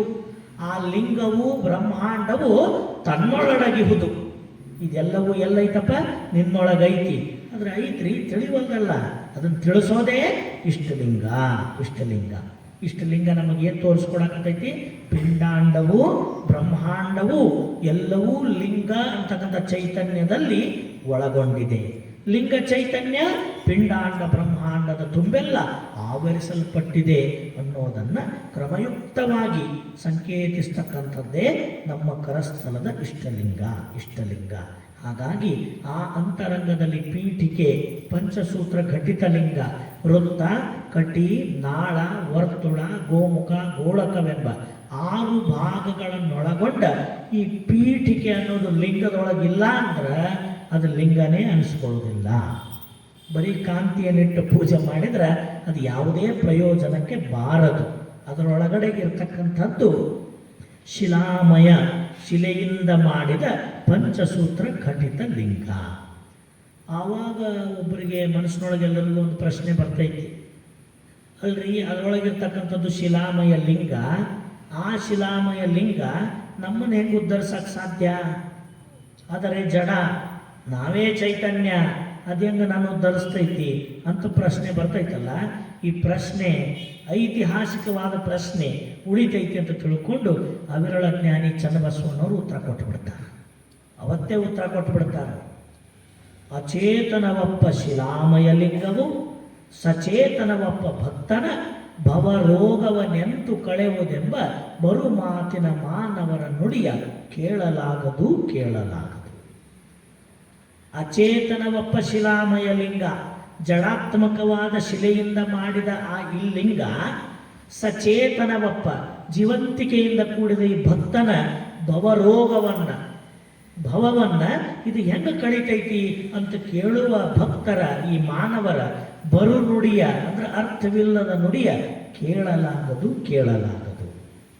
ಅದೇನು ಕಾರಣವೆಂತೆಂದೊಡೆ ಮಿಸುನಿಯಿಂದುಂಟಾದ ಹಲವು ಕಟಕ ಮುಕುಟಾದಿ ತೊಡವುಗಳು ಮಿಸುನಿಯ ರೂಪಲ್ಲದೆ ಮತ್ತೊಂದು ರೂಪ ಆಗಬಲ್ಲುದೇ ಹೇಳ. ಮಿಸುನಿ ಅಂದ್ರೆ ಚಿನ್ನ, ಬಂಗಾರ. ಒಂದು ಮೂಲ ಬಂಗಾರದ ಗಟ್ಟಿ ಬಿಸ್ಕೆಟ್ ಇರ್ತೈತಿ, ಹೌದಲ್ಲ? ಚಿನ್ನ ಹೆಂಗಿರ್ತೈತಿ? ಬಿಸ್ಕೆಟ್ ರೂಪದಾಗ, ಗಟ್ಟಿ ರೂಪದಾಗ ಇರ್ತೈತಿ. ಆ ಗಟ್ಟಿ ಒಯ್ದು ನಾವು ಅಕ್ಸಳ್ರ ಕೈಯಾಗ ಕೊಟ್ಟಾಗ ನಾವು ಹೇಳ್ತೀವಿ, ಇದನ್ನ ನಮ್ಮ ಮನೆಯವ್ರ ಕೈಯಾಗ ಪಾಟ್ಲಿ ಮಾಡು, ಬಿಲ್ಲಾರ ಮಾಡು, ತೋಡೆ ಮಾಡು, ಕೊಳ್ಳಾಗಿನ ಸರ ಮಾಡು ಹೇಳ್ತೇವಲ್ಲ. ಅದಕ್ಕೆ ಅವ್ರು ಏನಂದ್ರೆ ಕಟಕ ಮುಕುಟಾದಿ ತೊಡವುಗಳು. ಕಟಕ ಅಂದ್ರೆ ಕೈಯಾಗ ಹಾಕೊಳ್ಳೋ ತೋಡೆ, ಬಳೆ. ಒಂದು ಚಿನ್ನ ಒಂದು ಬಳೆ ರೂಪ ತಗೊಂತೈತಿ, ಒಂದು ಮಾಂಗಲ್ಯದ ರೂಪ ತಗೊಂತೈತಿ, ಒಂದು ದೊಡ್ಡ ಹಾರದ ರೂಪ ತಗೊಂತೈತಿ. ಮಹಾರಾಜರಿದ್ರ ಮುಕುಟಾದಿ ತಲೆಗೆ ಹಾಕೊಳ್ಳೋ ಕಿರೀಟನೂ ಹಾಕೈತಿ. ಒಂದೇ ಚಿನ್ನ ಅದು. ಮಿಸುನಿಯಿಂದುಂಟಾದ, ಚಿನ್ನದಿಂದಲೇ ರೂಪಾಂತರಗೊಂಡದ್ದು. ಚಿನ್ನವೇ ಆ ರೂಪವನ್ನು ತಾಳೈತಿ. ಹಂಗಾದ್ರೆ ಅದಕ್ಕೆ ನೀವು ಚಿನ್ನ ಅಂತೀರೋ ಏನು ಬೇರೆ ಅಂತೀರೋ? ಚಿನ್ನದಿಂದ ತೋರಿ ಬಂದದ್ದೆಲ್ಲ ಚಿನ್ನನೇ, ಹೌದಲ್ರಿ? ಅದು ಬಳೆ, ಎದರ ಬಳೆ? ಚಿನ್ನದ ಬಳೆ. ಹಾರ, ಎದರ ಹಾರ? ಚಿನ್ನದ ಹಾರ. ಅದು ಏನು ರೂಪ ತಗೊಂಡ್ರು ಕೂಡ ಅದು ಮತ್ತು ಚಿನ್ನವೇ ಹೊರತು ಚಿನ್ನ ಬಿಟ್ಟು ಬೇರೆ ಅಲ್ಲ. ಮೂಲದಲ್ಲಿ ಗಟ್ಟಿ ಇದ್ದದ್ದು ರೂಪಾಂತರಗೊಂಡು ಆಭರಣದ ರೂಪ ತಗೊಂಡೈತಿ. ಅವನ್ನೇನಂತಾರ? ಮಿಸುನಿಯಿಂದುಂಟಾದ ಹಲವು ಕಟಕ ಮುಕುಟಾದಿ ಅಂದ್ರೆ ಇವೆ ರೂಪಗಳು. ಅವೆಲ್ಲವುಗಳು ಮೂಲ ಚಿನ್ನದ ರೂಪವಲ್ಲದೆ ಮತ್ತೆ ಬೇರಾಗಲುಂಟೆ. ಅವು ಬೇರೆ ಅಂತ ಹೇಳಕ್ ಬರ್ತೈತೇನು? ಅದು ಚಿನ್ನನೇ, ಇದು ಚಿನ್ನನೇ. ಇದನರಿತು ಅಂದ್ರೆ ಈ ಉದಾಹರಣೆಯಂತೆ ಧರೆಯ ಕಠಿಣಾಂಗವಾದ ಶಿಲೆಯಲ್ಲಿಯೂ ಶಿವಾಂಶವಿರ್ಪುದು ಸಹಜವೆಂದರಿತು. ಶ್ರೀ ಗುರು ಸ್ವಾಮಿ ಶಾಸ್ತ್ರ ಸಮ್ಮತವಾದ ಶಿಲಾಮಯ ಲಿಂಗದಲ್ಲಿ ಪ್ರಣವ ಪಂಚಾಕ್ಷರಿಯ ಪ್ರತಿಷ್ಠಿಸಿ ಲಿಂಗ ಕಳೆಯ ಬೋಧಿಸಿ ಸದ್ಭಕ್ತನ ಕರಸ್ಥಲಕ್ಕೆ ಆ ಪರಬೊಮ್ಮವೇ ಇಷ್ಟಲಿಂಗ ರೂಪವಾಗಿದ್ದಿತ್ತೆಂದು ಅಪ್ಪಣೆಯ ನಿಂತನು. ಅಣೋರಣೀಯಾನ್ ಮಹತೋ ಮಹಿಯಾನ್ ಯದ್ಭಾವಂ ತದ್ಭವತಿ ಎಂಬ ಪ್ರಮಾಣ ಉಂಟಾಗಿ ಇದನ್ನು ಸದ್ಭಾವದಿಂದ ಅರ್ಚಿಸೆಂದು ಹೇಳಿದನು. ಎಂಥ ಮಾತು ನೋಡ್ರಿ! ಯಾವ ಮೂಲ ಚಿನ್ನದಿಂದ ರೂಪಾಂತರಗೊಂಡು ಹಲವು ರೂಪಗಳನ್ನು ಪಡೆದ್ರು ಅದು ಚಿನ್ನನೇ ಹೊರತು ಬೇರೆ ಹೆಂಗಲ್ಲನೋ ಹಾಗೆ ಈ ಧರೆಯ ಕಠಿಣಾಂಗವಾಗಿ ತೋರಿ ಬಂದ ಸೃಷ್ಟಿಯ ಒಂದು ಭಾಗವಾಗಿರ್ತಕ್ಕಂಥ ಶಿಲೆಯಲ್ಲಿಯೂ ಕೂಡ ಶಿವಾಂಶವಿರುವುದು ಸಹಜವೆಂದು ಅರಿತು. ಈ ಪ್ರಪಂಚ ಎಲ್ಲ ಎಲ್ಲಿಂದ ತೋರಿ ಬಂದೈತಿ? ಸೃಷ್ಟಿ ಶಿವನಿಂದ ತೋರಿ ಬಂದೈತಿ. ಶಿವನು ಬಿಟ್ಟು ಬೇರೆ ಕಡೆಯಿಂದ ಈ ಸೃಷ್ಟಿ ಬಂದೈತಾ? ಬರೋದಿಲ್ಲ. ಮೂಲ ತತ್ವ ಶಿವನೇ. ಆ ಶಿವನಲ್ಲಿ ಲೀಲೆ ಮಾಡಬೇಕೆಂಬ ಭಾವ ಸ್ಫುರಿಸಲಾಗಿ ಅದೇ ನಾದ ಬಿಂದು ಕಳಾರೂಪವಾಗಿ ನಾದ ಬಿಂದು ಕಳೆಗಳೇ ಗಟ್ಟಿಗೊಂಡು ಓಂಕಾರ ಸ್ವರೂಪವೊಬ್ಬ ಮಹಾಲಿಂಗವಾಗಿ, ಮಹಾಲಿಂಗದಿಂದ ಪಂಚಮುಖಗಳಾಗಿ, ಪಂಚಮುಖಗಳಿಂದ ಪಂಚಮಹಾಭೂತಗಳುತ್ಪತ್ತಿಯಾಗಿ, ಪಂಚಮಹಾಭೂತಗಳಿಂದ ಈ ಬ್ರಹ್ಮಾಂಡ ತೋರಿ ಬಂತು. ಹಾಗಾದ್ರೆ ಇಷ್ಟೆಲ್ಲ ಸಾಗಿ ಬರಬೇಕಾದ್ರೆ ಮೂಲ ಶಿವ ಚೈತನ್ಯವೇ ವಿಕಾಸಗೊಂಡು ಹರಿದು ಈ ಬ್ರಹ್ಮಾಂಡದೊಳಗೂ ಕೂಡ ಮೂಲ ಶಿವ ಚೈತನ್ಯವೇ ನೆಲೆಸಿದೆ. ಆ ಶಿವ ಚೈತನ್ಯ ಎಲ್ಲಿಯೂ ನಿಂತಿಲ್ಲ. ಅದು ಹರಿದು ಬಂದು ಸಾಕಾರದ ಬ್ರಹ್ಮಾಂಡದ ಅಣುರೇಣು ತೃಣಕಾಷ್ಟದೊಳಗೆಲ್ಲ ತುಂಬಿಕೊಂಡಿದೆ. ಶಿವ ಚೈತನ್ಯವಿಲ್ಲದ ಅವಕಾಶವೇ ಇಲ್ಲ. ಇದನ್ನರಿತು ಶ್ರೀ ಗುರು ಸ್ವಾಮಿ ಶಾಸ್ತ್ರಸಮ್ಮತವಾದ ಶಿಲಾಮಯ ಲಿಂಗದಲ್ಲಿ ಶಿವಾಂಶವಿರುವುದು ಸಹಜ, ಅದರಲ್ಲೂ ಶಿವಾಂಶ ಇದೆ, ಶಿವಾಂಶರಹಿತವಾಗಿಲ್ಲ ಅಂತ ತಿಳಿದು ಶಾಸ್ತ್ರಸಮ್ಮತವಾದ ಶಿಲಾಮಯ ಲಿಂಗದಲ್ಲಿ ಪ್ರಣವ ಪಂಚಾಕ್ಷರಿಯನ್ನು ಪ್ರತಿಷ್ಠಿಸಿ ಸದ್ಭಕ್ತನ ಕರಸ್ಥಲಕ್ಕೆ ಕೊಟ್ಟು ಯದ್ ಭಾವಂ ತದ್ಭವತಿ ಎಂಬ ಪ್ರಮಾಣವನ್ನು ತೋರಿಸಿ, ನಿನ್ನ ಭಾವ ಹೇಗಿದೆಯೋ ಹಾಗೆ ನಿನ್ನ ಪರಿಣಾಮ. ಆ ಪರಬ್ರಹ್ಮವೇ ಇಷ್ಟಲಿಂಗ ರೂಪವಾಗಿ ನಿನ್ನ ಕರಸ್ಥಲಕ್ಕೆ ಬಂದಿದೆ, ಇದನ್ನು ಸದ್ಭಾವದಿಂದ ಅರ್ಚಿಸ್ತಾ ಹೋಗುವಂತ ಆ ಗುರುಸ್ವಾಮಿ ಅಪ್ಪಣೆಯನ್ನಿತ್ತನು.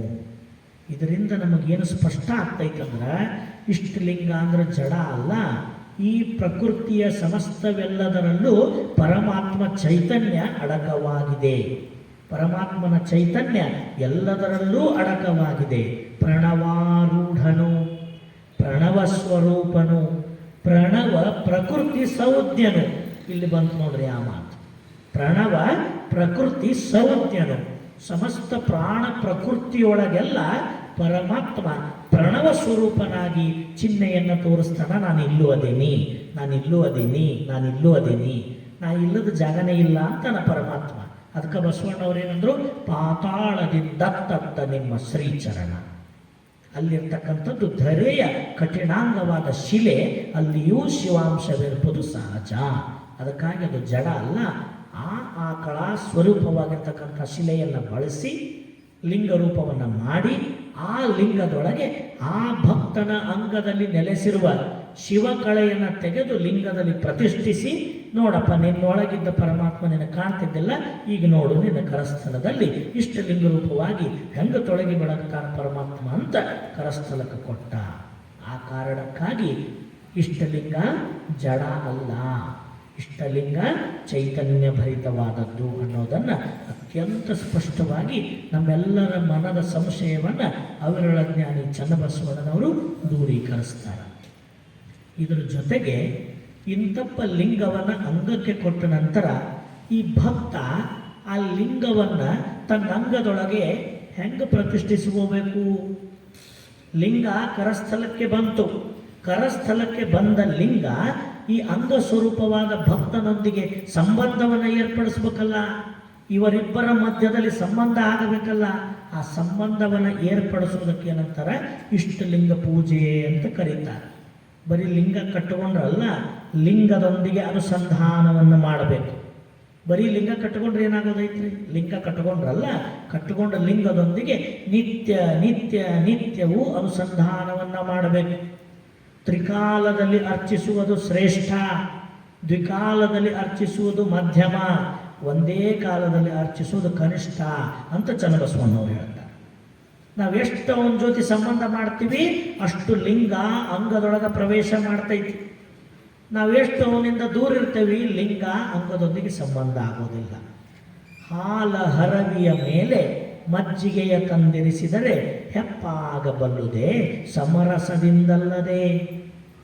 ಒಂದು ಹಾಲು ಹರವಿ, ಅದರ ಮೇಲೊಂದು ಮಜ್ಜಿಗೆಯ ಹರವಿ, ಇವರಿಬ್ಬರನ್ನು ಒಂದರ ಮ್ಯಾಗ ಒಂದು ಕುಂಡ್ರಿಸ್ಬಿಟ್ರೆ ಆ ಹಾಲು ಎಂದರ ಮೊಸರಾಗಿ ಪರಿವರ್ತನೆ ಆಗ್ತೈತ? ಅವರ ನೀವು ದಿನ ಮನ್ಯಾಗ ಮೊಸರು ಹೆಪ್ಪಾಕ್ತೀರಿ, ಹಾಲಿನ ಪಾತ್ರೆ ಅದ್ರ ಮೇಲೊಂದು ಮೊಸರಿನ ಪಾತ್ರೆ ಇಟ್ಟು ಬೆಳಗ್ಗೆ ಹರಿದು ಬಂದು ನೋಡಿದ್ರೆ ಹಾಲು ಹಾಲೇ, ಮೊಸರು ಮೊಸರೇ, ಹಾಲೆಂದು ಮೊಸರು ಆಗೋದಿಲ್ಲ. ಅದ್ಯಾಕಾಗಲ್ರಿ? ಹಾಲಿನ ಕೂಡ ಮೊಸರಿಟ್ಟೀನಿ, ಹಾಲಿನ ಮೇಲೆ ಮೊಸರಿಟ್ಟೀನಿ, ಯಾಕಾಗಿಲ್ಲ? ಯಾಕಾಗಿಲ್ಲ ಅಂದ್ರೆ ಮೊಸರು ಹಾಲಿನೊಳಗೆ ಬೆರೆತಿಲ್ಲ. ಹಾಗೆ ಅಂಗದ ಮ್ಯಾಗ ಲಿಂಗ ಕಟ್ಟೀನಿ, ಯಾವತ್ತೂ ತೆಗೆದಿಲ್ಲ. ಆದ್ರೆ ಅಂಗದ ಮ್ಯಾಗ ಲಿಂಗ ಕಟ್ಟಿದ್ರೆ ಹೆಂಗೆ ಹಾಲಿನ ಮೇಲೆ ಮೊಸರಿಟ್ರೆ ಅದು ಹೆಪ್ಪ ಆಗೋದಿಲ್ಲವೋ, ಹಾಗೆ ಬರೀ ಅಂಗದ ಮ್ಯಾಗ ಲಿಂಗ ಕಟ್ಟಿದ್ರೆ ಅದು ಸಮರಸ ಸುಖಕ್ಕೆ ಕಾರಣ ಆಗೋದಿಲ್ಲ. ಆ ಅಂಗದ ಮೇಗಿರುವ ಲಿಂಗ ಭಕ್ತನ ಅರ್ಚನೆ, ಅರ್ಪಣೆ, ಅನುಭಾವವೆಂಬ 3 ಕ್ರಿಯೆಗಳ ಮುಖಾಂತರವಾಗಿ ಭಕ್ತನ ಅಂಗವನ್ನು ಪ್ರವೇಶ ಮಾಡಬೇಕು. ಇದನ್ನು ಮಾಡದೆ ಹೋದರೆ ಇಷ್ಟಲಿಂಗದೊಳಗಿನ ಚೈತನ್ಯ ಪ್ರಕಟಗೊಳ್ಳೋದೇ ಇಲ್ಲ, ಪ್ರಕಟಗೊಳ್ಳೋದೇ ಇಲ್ಲ. ಎಷ್ಟೋ ಜನರದ ಕಂಪ್ಲೇಂಟು ಏನು, ಲಿಂಗ ಭಾಳ ತಿಳಿದೇನ್ರಿ, ನಾ ಹಂಗೆ ನೋಡಿದ್ರಿ, ಹಿಂಗೆ ನೋಡಿದ್ರಿ. ಬರೀ ನೋಡಿದ್ರೆ ಆಗೋದಿಲ್ಲ, ಅಲ್ಲಿ ಸದ್ಭಾವ, ಸದ್ಭಕ್ತಿ, ಶುದ್ಧ ಕ್ರಿಯಾದಿಗಳು ನಮ್ಮೊಳಗಿದ್ರೆ ಮಾತ್ರ ಆ ಲಿಂಗದೊಳಗಿನ ಚೈತನ್ಯ ವ್ಯಕ್ತ ಆಗ್ತೈತಿ. ಲಿಂಗ ಅಂದ್ರೆ ಭಾಳ ಜಾಣ ಲಿಂಗ ಅದು. ನಮಗೇನು ಅನ್ನಿಸ್ತೈತಿ ನೋಡಿದ್ರೆ, ಎರೆದಡೆ ನೆನೆಯದು ಮರೆದಡೆ ಬಾಡದು, ಹುರುಳಿಲ್ಲ ಲಿಂಗಾರ್ಚನೆ. ಯಾವತ್ತೂ ನಮ್ಮನ್ನು ಹಿಡಿದು ಲಿಂಗಯ್ಯ ಕೇಳಿಲ್ಲ, ನನ್ನ ಯಾಕೆ ಪೂಜಿಸಿಲ್ಲ ಅಂತ ಲಿಂಗಯ್ಯ ಕೇಳಿಲ್ಲ, ನನಗೆ ಯಾಕೆ ಅರ್ಪಣ ಮಾಡಿಲ್ಲ ಅಂತ ಲಿಂಗಯ್ಯ ಕೇಳಿಲ್ಲ. ಮನ್ಯಾಗ ಹೆಂಗೆ ಹಿಡಿದು ಕೇಳ್ತಾರೆ ನೋಡ್ರಿ, ನನ್ನ ಟೈಮಿಗೆ ಟಿಫಿನ್ ಯಾಕೆ ರೆಡಿ ಆಗಿಲ್ಲ, ನನಗೆ ಎದ್ದು ಕೂಡಲೇ ಚಹಾ ಯಾಕೆ ತಂದು ಕೊಟ್ಟಿಲ್ಲ ಕೇಳ್ತಾರಲ್ಲ. ಹಂಗೆ ಲಿಂಗಯ್ಯ ಎಂದರ ಕೇಳ್ಯಾನೇನೋ, ಅವು ಕೇಳಿಲ್ಲ, ಅದಕ್ಕೆ ನಾವು ಅವನಿಗೆ ಹೇಳಕ್ಕೆ ಹೋಗೋದಿಲ್ಲ, ಬಿಟ್ಬಿಡ್ತೀವಿ. ಮಾಡಿದ್ರು ಅಷ್ಟೇ, ಬಿಟ್ಟರು ಅಷ್ಟೇ ಅಂತ. ಅದಕ್ಕೆ ಯಾವತ್ತೂ ನೆನಪಿಟ್ಕೋಬೇಕು, ಯಾವ ಲಿಂಗದ ಅಗಾಧತೆಯನ್ನು, ಲಿಂಗದೊಳಗೆ ತುಂಬಿರುವ ಅಖಂಡ ಬೆಳಕಣ್ಣ ಶರಣರ ವಚನಗಳ ಮುಖಾಂತರ ನಾವು ಅರಿವಿಗೆ ತಂದುಕೊಂಡೀವಿ ಅಂದ ಮೇಲೆ ಅದನ್ನು ಕಾಣೋ ಪ್ರಯತ್ನ ನಾವು ಮಾಡಲಿಲ್ಲ ಅಂದ್ರೆ ಲಿಂಗ ಕಟ್ಕೊಂಡು ಏನು ಪ್ರಯೋಜನ ಹೇಳಿ? ಲಿಂಗ ಕಟ್ಕೊಂಡೀವಿ ಅಂದ್ರೆ ಲಿಂಗ ನಮ್ಮ ಅಂಗವನ್ನು ವೇದಿಸಲೇಬೇಕು, ಲಿಂಗ ನಮ್ಮ ಅಂಗದೊಂದಿಗೆ ಅನುಸಂಧಾನ ಮಾಡಲೇಬೇಕು. ಆ ಅನುಸಂಧಾನವನ್ನು ಮಾಡೋದಕ್ಕೆ ಏನಂತ ಕರೀತಾರೆ? ಲಿಂಗ ಪೂಜೆ ಅಂತ ಕರೀತಾರೆ. ಲಿಂಗವಂತರಿಗೆ ಬಹಳ ಶ್ರೇಷ್ಠವಾದ ಕ್ರಿಯೆ ಯಾವುದು ಅಂದರೆ ಇಷ್ಟಲಿಂಗ ಪೂಜೆ. ಬಹಳ ಶ್ರೇಷ್ಠವಾದ ಕ್ರಿಯೆ. ಯಾವ ಕಾಯಕ, ಯಾವ ದಾಸೋಹ, ಯಾವ ಸಂಸಾರ ಇದೆಲ್ಲವೂ ನಡೀತೈತಲ್ಲ, ಇದೆಲ್ಲವೂ ಶುದ್ಧವಾಗಬೇಕಾದ್ರೆ, ಭಕ್ತನ ಬಹಿರಂಗದ ಕ್ರಿಯಾದಿಗಳು ಶುದ್ಧಗೊಳ್ಳಬೇಕಾದ್ರೆ, ಆಚಾರ ಲಿಂಗದ ಸ್ವರೂಪ ತಾಳಬೇಕಾದ್ರೆ ಭಕ್ತ ಪ್ರತಿನಿತ್ಯ ಇಷ್ಟಲಿಂಗಾರ್ಚನೆಯನ್ನು ಮಾಡಬೇಕು. ಇಷ್ಟಲಿಂಗಾರ್ಚನೆಯನ್ನು ಮಾಡ್ತಕ್ಕಂಥ ಭಕ್ತ ಸಾತ್ವಿಕನಕ್ಕನ, ಶುದ್ಧನಕ್ಕನ, ನಿರ್ಮಲನಕ್ಕನ ಅಂತ ಶಕ್ತಿ ಎಲ್ಲೈತಿ ಅಂದರೆ ಗುರು ಬಸವಣ್ಣ ಕರುಣಿಸಿದ ಇಷ್ಟು ಲಿಂಗದೊಳಗೈತಿ. ಆ ಲಿಂಗವನ್ನು ಪೂಜೆ ಮಾಡೋದು ಅಂದರೆ ಲಿಂಗದೊಂದಿಗೆ ಸಂಬಂಧವನ್ನು ಏರ್ಪಡಿಸೋದು. ನಾವು ಬಹಿರಂಗದೊಳಗೆ ಒಂದು ಸಂಬಂಧ ಏರ್ಪಡಿಸ್ತೀವಿ, ಬೀಗ್ತನ ಅಂತ ಮಾಡ್ತೀವಿ. ಬೀಗ್ತನ ಅಂತ ಮಾಡೋದ್ರಿಂದ ಇನ್ನೂ ಮದುವೆ ಆಗಿರೋದಿಲ್ಲ, ಆವಾಗ ಅವ್ರ ಮನ್ಯಾಗ ಅವರು, ನಮ್ಮ ಮನ್ಯಾಗ ನಾವು ಇರ್ತೀವಿ, ಸುಮ್ಮನೆ ಇರ್ತೀವಿ ರೀ, ಇರೋದಿಲ್ಲ. ನೆಪ ಹುಡುಕ್ತೀವಿ. ನೆಪ ಹುಡುಕಿ ಏನು ಮಾಡ್ತೀವಿ? ಪಂಚಮಿ ಬಂದ ಕೂಡಲೇ ಉಂಡಿ ತೊಗೊಂಡು ಹೋಗೋ ನೆವ ಮಾಡಿ ಅವ್ರ ಮನೆಗೆ ಹೋಗ್ತೀವಿ. ಉಂಡಿ ಕೊಟ್ಟು ಸೊಸಿಗೆ ಆರತಿ ಮಾಡಿ ಸೀರೆ ಉಡಿಸಿ ಬರ್ತೀವಿ. ಯಾಕೆ? ಸಂಬಂಧವನ್ನು ಗಟ್ಟಿಗೊಳಿಸಾಕ. ಏನು ಅವ್ರ ಮನ್ಯಾಗ ಉಂಡಿ ತಿಂದಿರಲ್ಲ ಅವರು ಉಂಡಿ ಮಾಡಿರ್ತಾರ, ಅವರು ತಿಂದಿರ್ತಾರ. ಏನು ನಾವು ಕೊಟ್ರೆ ನಮ್ಮ ಸೊಸಿ ಉಂಡಿ ತಿನ್ಬೇಕಂತಿಲ್ಲ. ಆದರೆ ಇದೊಂದು ನೆಪ ಕೊಡೋದು, ತಗೊಳ್ಳೋದು, ಅವ್ರು ನಮ್ಮ ಮನೆಗೆ ಬರೋದು, ನಾವು ಅವ್ರ ಮನೆಗೆ ಹೋಗೋದು. ಯಾಕೆ? ಗಟ್ಟಿಗೊಳಿಸಾಕ. ಮೊನ್ನೆ ಗೌರವ ಮುನಿ ಹೊತ್ತಲ್ಲ, ಸಕ್ಕರೆ ಗೊಂಬೆ ತೊಗೊಂಡೋಗಿ ಸೊಸಿಗೆ ಆರತಿ ಮಾಡಿ ಬರ್ತಾರೆ. ಯಾಕೆ? ಒಂದು ಪ್ರೀತಿಯ ಅರ್ಪಣೆ, ನಮಗೆ ಬೇಕಾಗೈತಂತ ಸಂಬಂಧವನ್ನು ಗಟ್ಟಿಗೊಳಿಸೋದು. ಕೊನೆಗೆ ಕಲ್ಯಾಣ ಮಹೋತ್ಸವ ಬಂದ ಕೂಡಲೇ ಪ್ರಸಾದ ಗಂಟೆ ಅವ್ರ ಮನೆಗೆ ಒಯ್ತಾರೆ, ಅಕ್ಕಿ ಗಂಟೆ ಒಯ್ತಾರೆ. ಪ್ರಸಾದ ಗಂಟೆ ಅನ್ಬೇಕ್ರಿ ಅದಕ್ಕೆ. ಆ ಪ್ರಸಾದ ಗಂಟೆ ಯಾಕೆ ಒಯ್ತಾರೆ? ಪ್ರಸಾದ ಬಂಧುತ್ವ. ಅವ್ರ ಮನೆಯಿಂದ ನಮ್ಮ ಮನೆಗೆ, ನಮ್ಮ ಮನೆಯಿಂದ ಅವ್ರ ಮನೆಗೆ ಹೋಯ್ತಂದ್ರೆ ಒಳ್ಳೆ ಬಂಧುತ್ವವನ್ನು ಗಟ್ಟಿಗೊಳಿಸ್ತೈತಂತ. ಹಾಗೆ ಇಷ್ಟಲಿಂಗಯ್ಯನೊಂದಿಗೆ ಗುರು ಸಂಬಂಧವನ್ನು ಮಾಡಿ ಕೊಡ್ತಾನೆ. ಕೊಟ್ಟ ನಂತರ ನಾವು ಮತ್ತು ಲಿಂಗಯ್ಯ ಸುಮ್ಮನೆ ಕುಂದರಬಾರ್ದು. ಈ ಭಕ್ತನಾದವನು ಲಿಂಗಯ್ಯನೊಂದಿಗೆ ಅರ್ಚನೆ, ಅರ್ಪಣೆ, ಅನುಭಾವ ಅಂತಕ್ಕಂಥ ಕ್ರಿಯಾದಿಗಳನ್ನು ಮಾಡ್ತಾ ಆ ಲಿಂಗಯ್ಯನೊಂದಿಗೆ ಸಂಬಂಧವನ್ನು ನಿರಂತರವಾಗಿ ಇಟ್ಕೋಬೇಕು. ಲಿಂಗಯ್ಯನೊಂದಿಗೆ ಸಂಬಂಧವನ್ನು ಮಾಡೋಕ್ಕಿರೋ ಮಾರ್ಗವೇ ಇಷ್ಟಲಿಂಗಾರ್ಚನೆ. ಆ ಇಷ್ಟಲಿಂಗಾರ್ಚನೆಯನ್ನು ಮಾಡ್ತಾ ಈ ಭಕ್ತನಿಗೂ ಮತ್ತು ಲಿಂಗಯ್ಯನಿಗೂ ಪರಸ್ಪರ ಸಂಬಂಧ ಏರ್ಪಡ್ತೈತಿ. ನಾವು ಯಾರು ಅಂತ ಲಿಂಗಯ್ಯ ಗೊತ್ತಾಗೈತವಾಗ. ಮತ್ತು ನಾವು ಅವನು ಮಾತಾಡ್ಸಲಿಲ್ಲ, ಕಟ್ಕೊಂಡು ದೂರ ಇರೋದಲ್ಲ, ಕಟ್ಟಿಕೊಂಡು ಲಿಂಗಾರ್ಚನೆಯನ್ನು ಮಾಡಬೇಕು. ಆ ಇಷ್ಟಲಿಂಗಾರ್ಚನೆ ನಂತರ ಭಕ್ತನಲ್ಲಿ ಅರ್ಪಣಾ ಕ್ರಿಯೆಯನ್ನು ಮಾಡ್ತಕ್ಕಂಥ ಮನೋಭೂಮಿಕೆಯನ್ನು ಸಿದ್ಧಗೊಳಿಸ್ತೈತಿ. ಬರೀ ಪೂಜೆ ಮಾಡಿದರೆ ಸಾಲದು, ಪೂಜೆಯ ಮುಂದುವರೆದ ಹಂತವೇ ಅರ್ಪಣೆ. ಯಾವ ಅರ್ಪಣೆ? ತನು, ಮನ, ಧನ, ಭಾವ ಸಕಲವೂ ಲಿಂಗಯ್ಯ ನಿನ್ನದೇ, ನಾನು ನಿನ್ನವನೇ ಅಂತ ನಮ್ಮನ್ನೇ ಲಿಂಗಯ್ಯಗೆ ಅರ್ಪಣೆ ಮಾಡ್ಕೊಂಡು ಬಿಡೋದು. ಪೂಜೆ ಮಾಡೋದು ಮೊದಲು, ಪೂಜೆ ಮಾಡ್ತಾ ನಮ್ಮನ್ನೇ ನಾವು ಲಿಂಗಯ್ಯನಿಗೆ ಅರ್ಪಿಸಿಕೊಂಡು ಬಿಡೋದು. ಲಿಂಗಯ್ಯ, ನಾನು ಯಾರವನು ಅಲ್ಲಪ್ಪ, ನಾನು ನಿನ್ನವನು. ನನ್ನ ಎಲ್ಲ ಕ್ರಿಯಾದಿಗಳು ಲಿಂಗಯ್ಯ ನಿನ್ನದು, ನನ್ನ ಸಮಸ್ತ ಸಂಪತ್ತು ಲಿಂಗಯ್ಯ ನಿನ್ನದು, ಇದರಲ್ಲಿ ತೋರಿ ಬರ್ತಕ್ಕಂಥ ಏರಿಳಿತಗಳು ಲಿಂಗಯ್ಯ ನಿನ್ನದು. ವಾಮಕ್ಷೇಮ ನಿಮ್ಮದಯ್ಯ, ಹಾನಿ ವೃದ್ಧಿ ನಿಮ್ಮದಯ್ಯ, ಬದುಕಿನಲ್ಲಿ ಬರುವ ಮಾನ ಅಪಮಾನ ನಿಮ್ಮದಯ್ಯ, ಬಳ್ಳಿಗೆ ಕಾಯಿ ದಿಮ್ಮಿತ್ತೆ ಕೂಡಲ ಸಂಗಮ ದೇವ ಅಂತ ಅಪ್ಪ ಅವರು ಹ್ಯಾಂಗೆ ಅರ್ಪಣೆ ಮಾಡಿಕೊಂಡ್ರು ಹಂಗೆ ನಮ್ಮನ್ನು ನಾವು ಎಲ್ಲ ಅರ್ಪಣೆ ಮಾಡ್ಕೋಬೇಕು. ನಮ್ಮ ಇಷ್ಟಲಿಂಗಕ್ಕೆ ನಮ್ಮನ್ನು ಅರ್ಪಣೆ ಮಾಡ್ಕೊಂಡ್ಬಿಡ್ಬೇಕು. ನಾನು ಪೂರ್ಣ ನಿನ್ನವನೇ, ಎಲ್ಲವೂ ನಿನ್ನದೇ ಅಂತ ಅರ್ಪಣೆ ಮಾಡಿಕೊಳ್ಳೋದು. ಆ ಅರ್ಪಣೆಯ ಮಾಡಿಕೊಂಡ ನಂತರ ಆ ಲಿಂಗಯ್ಯ ನಮ್ಮನ್ನು ಅರ್ಪಿಸಿಕೊಂಡು ನಮ್ಮ ಅಂಗದೊಳಗಿರ್ತಕ್ಕಂಥ ಎಲ್ಲ ಪೂರ್ವ ಗುಣಗಳನ್ನು ನಿವಾರಿಸಿ ಈ ಅಂಗ ಅನ್ನೋದನ್ನು ಪರಿಶುದ್ಧೀಕರಿಸಿ, ಅಂಗ ಅಂದರೆ ಲಿಂಗ ಎಷ್ಟು ಪರಿಶುದ್ಧವೋ ಹಂಗೆ ನಮ್ಮ ಅಂಗವನ್ನು ಪರಿಶುದ್ಧ ಮಾಡಿಕೊಂಡು ಬಿಡ್ತಾನ, ತನ್ನಂತೆ ಮಾಡ್ಕೊತಾನ. ಆಯ್ತಪ್ಪ, ಇವತ್ತಿಂದ ನೀನು ನನ್ನವನು ಅಂತ ಒಪ್ಪವಂತಾನ. ಅವು ಒಪ್ಪಗೊಂಡ ಅಂದ್ರೆ ಆಯ್ತಲ್ರಿ, ಅವತ್ತಿಂದ ಇದು ಅಂಗಲ್ಲ, ಇದು ಲಿಂಗವೇ. ಅರ್ಪಣೆ ಆದ ನಂತರ ಅವ್ರು ನಮ್ಮನ್ನು ಒಪ್ಕೊಂಡ ನಂತರ ಅದೇನಾಯ್ತಿದೆ, ಯಾರಂಗ? ಲಿಂಗದಂಗ. ಲಿಂಗದಂಗ ಅವತ್ತಿಂದ ನಮ್ಮ ದೇಹದಿಂದ, ಮನದಿಂದ, ಭಾವದಿಂದ ನಡೆಯುವ ಎಲ್ಲ ಕ್ರಿಯಾದಿಗಳಿಗೂ ಯಾರು ಒಡೆಯರು? ಲಿಂಗವೇ ಒಡೆಯ. ಲಿಂಗದ ಒಡೆತನದಲ್ಲಿ ಬದುಕುವುದು, ಲಿಂಗದ ಒಡೆತನದಲ್ಲಿ ಸಂಸಾರವನ್ನು ಮಾಡೋದು, ಲಿಂಗದ ಒಡೆತನದಲ್ಲಿ ಕಾಯಕವನ್ನು ಮಾಡೋದು, ಏನೆಲ್ಲವನ್ನು ಮಾಡಿದರೂ ಕೂಡ ಲಿಂಗದಂತೆ ಪರಿಶುದ್ಧವಾಗಿ ಸಚ್ಚಾರಿತ್ರ್ಯವನ್ನು ಅಳವಡಿಸಿಕೊಂಡು ನಿರ್ಮಲಾತ್ಮರಾಗಿ ಲಿಂಗವೇ ತಾನಾಗಿ ಮಾಡೋದೈತಲ್ಲ, ಇದು ಭಕ್ತನಿಗೆ ಕೊಡುವ ಲಿಂಗಾನುಭಾವ. ಯಾವ ಅನುಭಾವ ರೀ ಅದು? ಲಿಂಗವೇ ತಾನಾಗಿ ಚಲಿಸುವುದು ಲಿಂಗಾನುಭಾವ. ಅದಕ್ಕೆ ಚನ್ನಬಸವಣ್ಣವ್ರು ಏನಂತಾರ? ಅರ್ಚನೆ, ಅರ್ಪಣೆ, ಅನುಭವಾದಿಗಳಿಂದ ನೀವು ಪ್ರಕಟಗೊಳ್ಳುವಿರಾಗಿ ಕೂಡಲ ಚನ್ನ ಸಂಗಮ ದೇವ. ಲಿಂಗಯ್ಯ ಯಾವಾಗ ಪ್ರಕಟಕ್ಕಂತ? ಅರ್ಚನೆ, ಅರ್ಪಣೆ, ಅನುಭವಾದಿಗಳಿಂದ, ಈ ಮೂರು ಕ್ರಿಯೆಗಳಿಂದ ಸದ್ಭಕ್ತನಾದವನು ಸದ್ಭಾವದಿಂದ ಲಿಂಗವನ್ನು ಅರ್ಚಿಸಿದಾಗ ಈ ಭಕ್ತನು ತಾನು ಲಿಂಗವಾಗಿ ಬಿಡ್ತಾನ. ಇದುವೇ ಲಿಂಗದ ಪ್ರಕಟಪಡಿಸುವಿಕೆ, ಇದುವೇ ಲಿಂಗದ ಪ್ರಸನ್ನತೆ. ಇದನ್ನು ಮೈಲಾರ ಬಸವಲಿಂಗ ಶರಣರು ಚಂದ ಹೇಳ್ತಾರೆ ನೋಡ್ರಿ. ಆ ಲಿಂಗ ನಿನ್ನಂಗ ಕಾಲಿಂಗನವಾಗಲ್ಕೆ, ನೀ ಲಿಂಗ ನಿನ್ನ ಮೈಲಿಂಗ ಎಂದು ಕೀಲಿಸಿದ ಗುರುವೇ ಕೃಪೆಯಾಗು. ಎಂತ ಮಾತ್ರ ಇದು!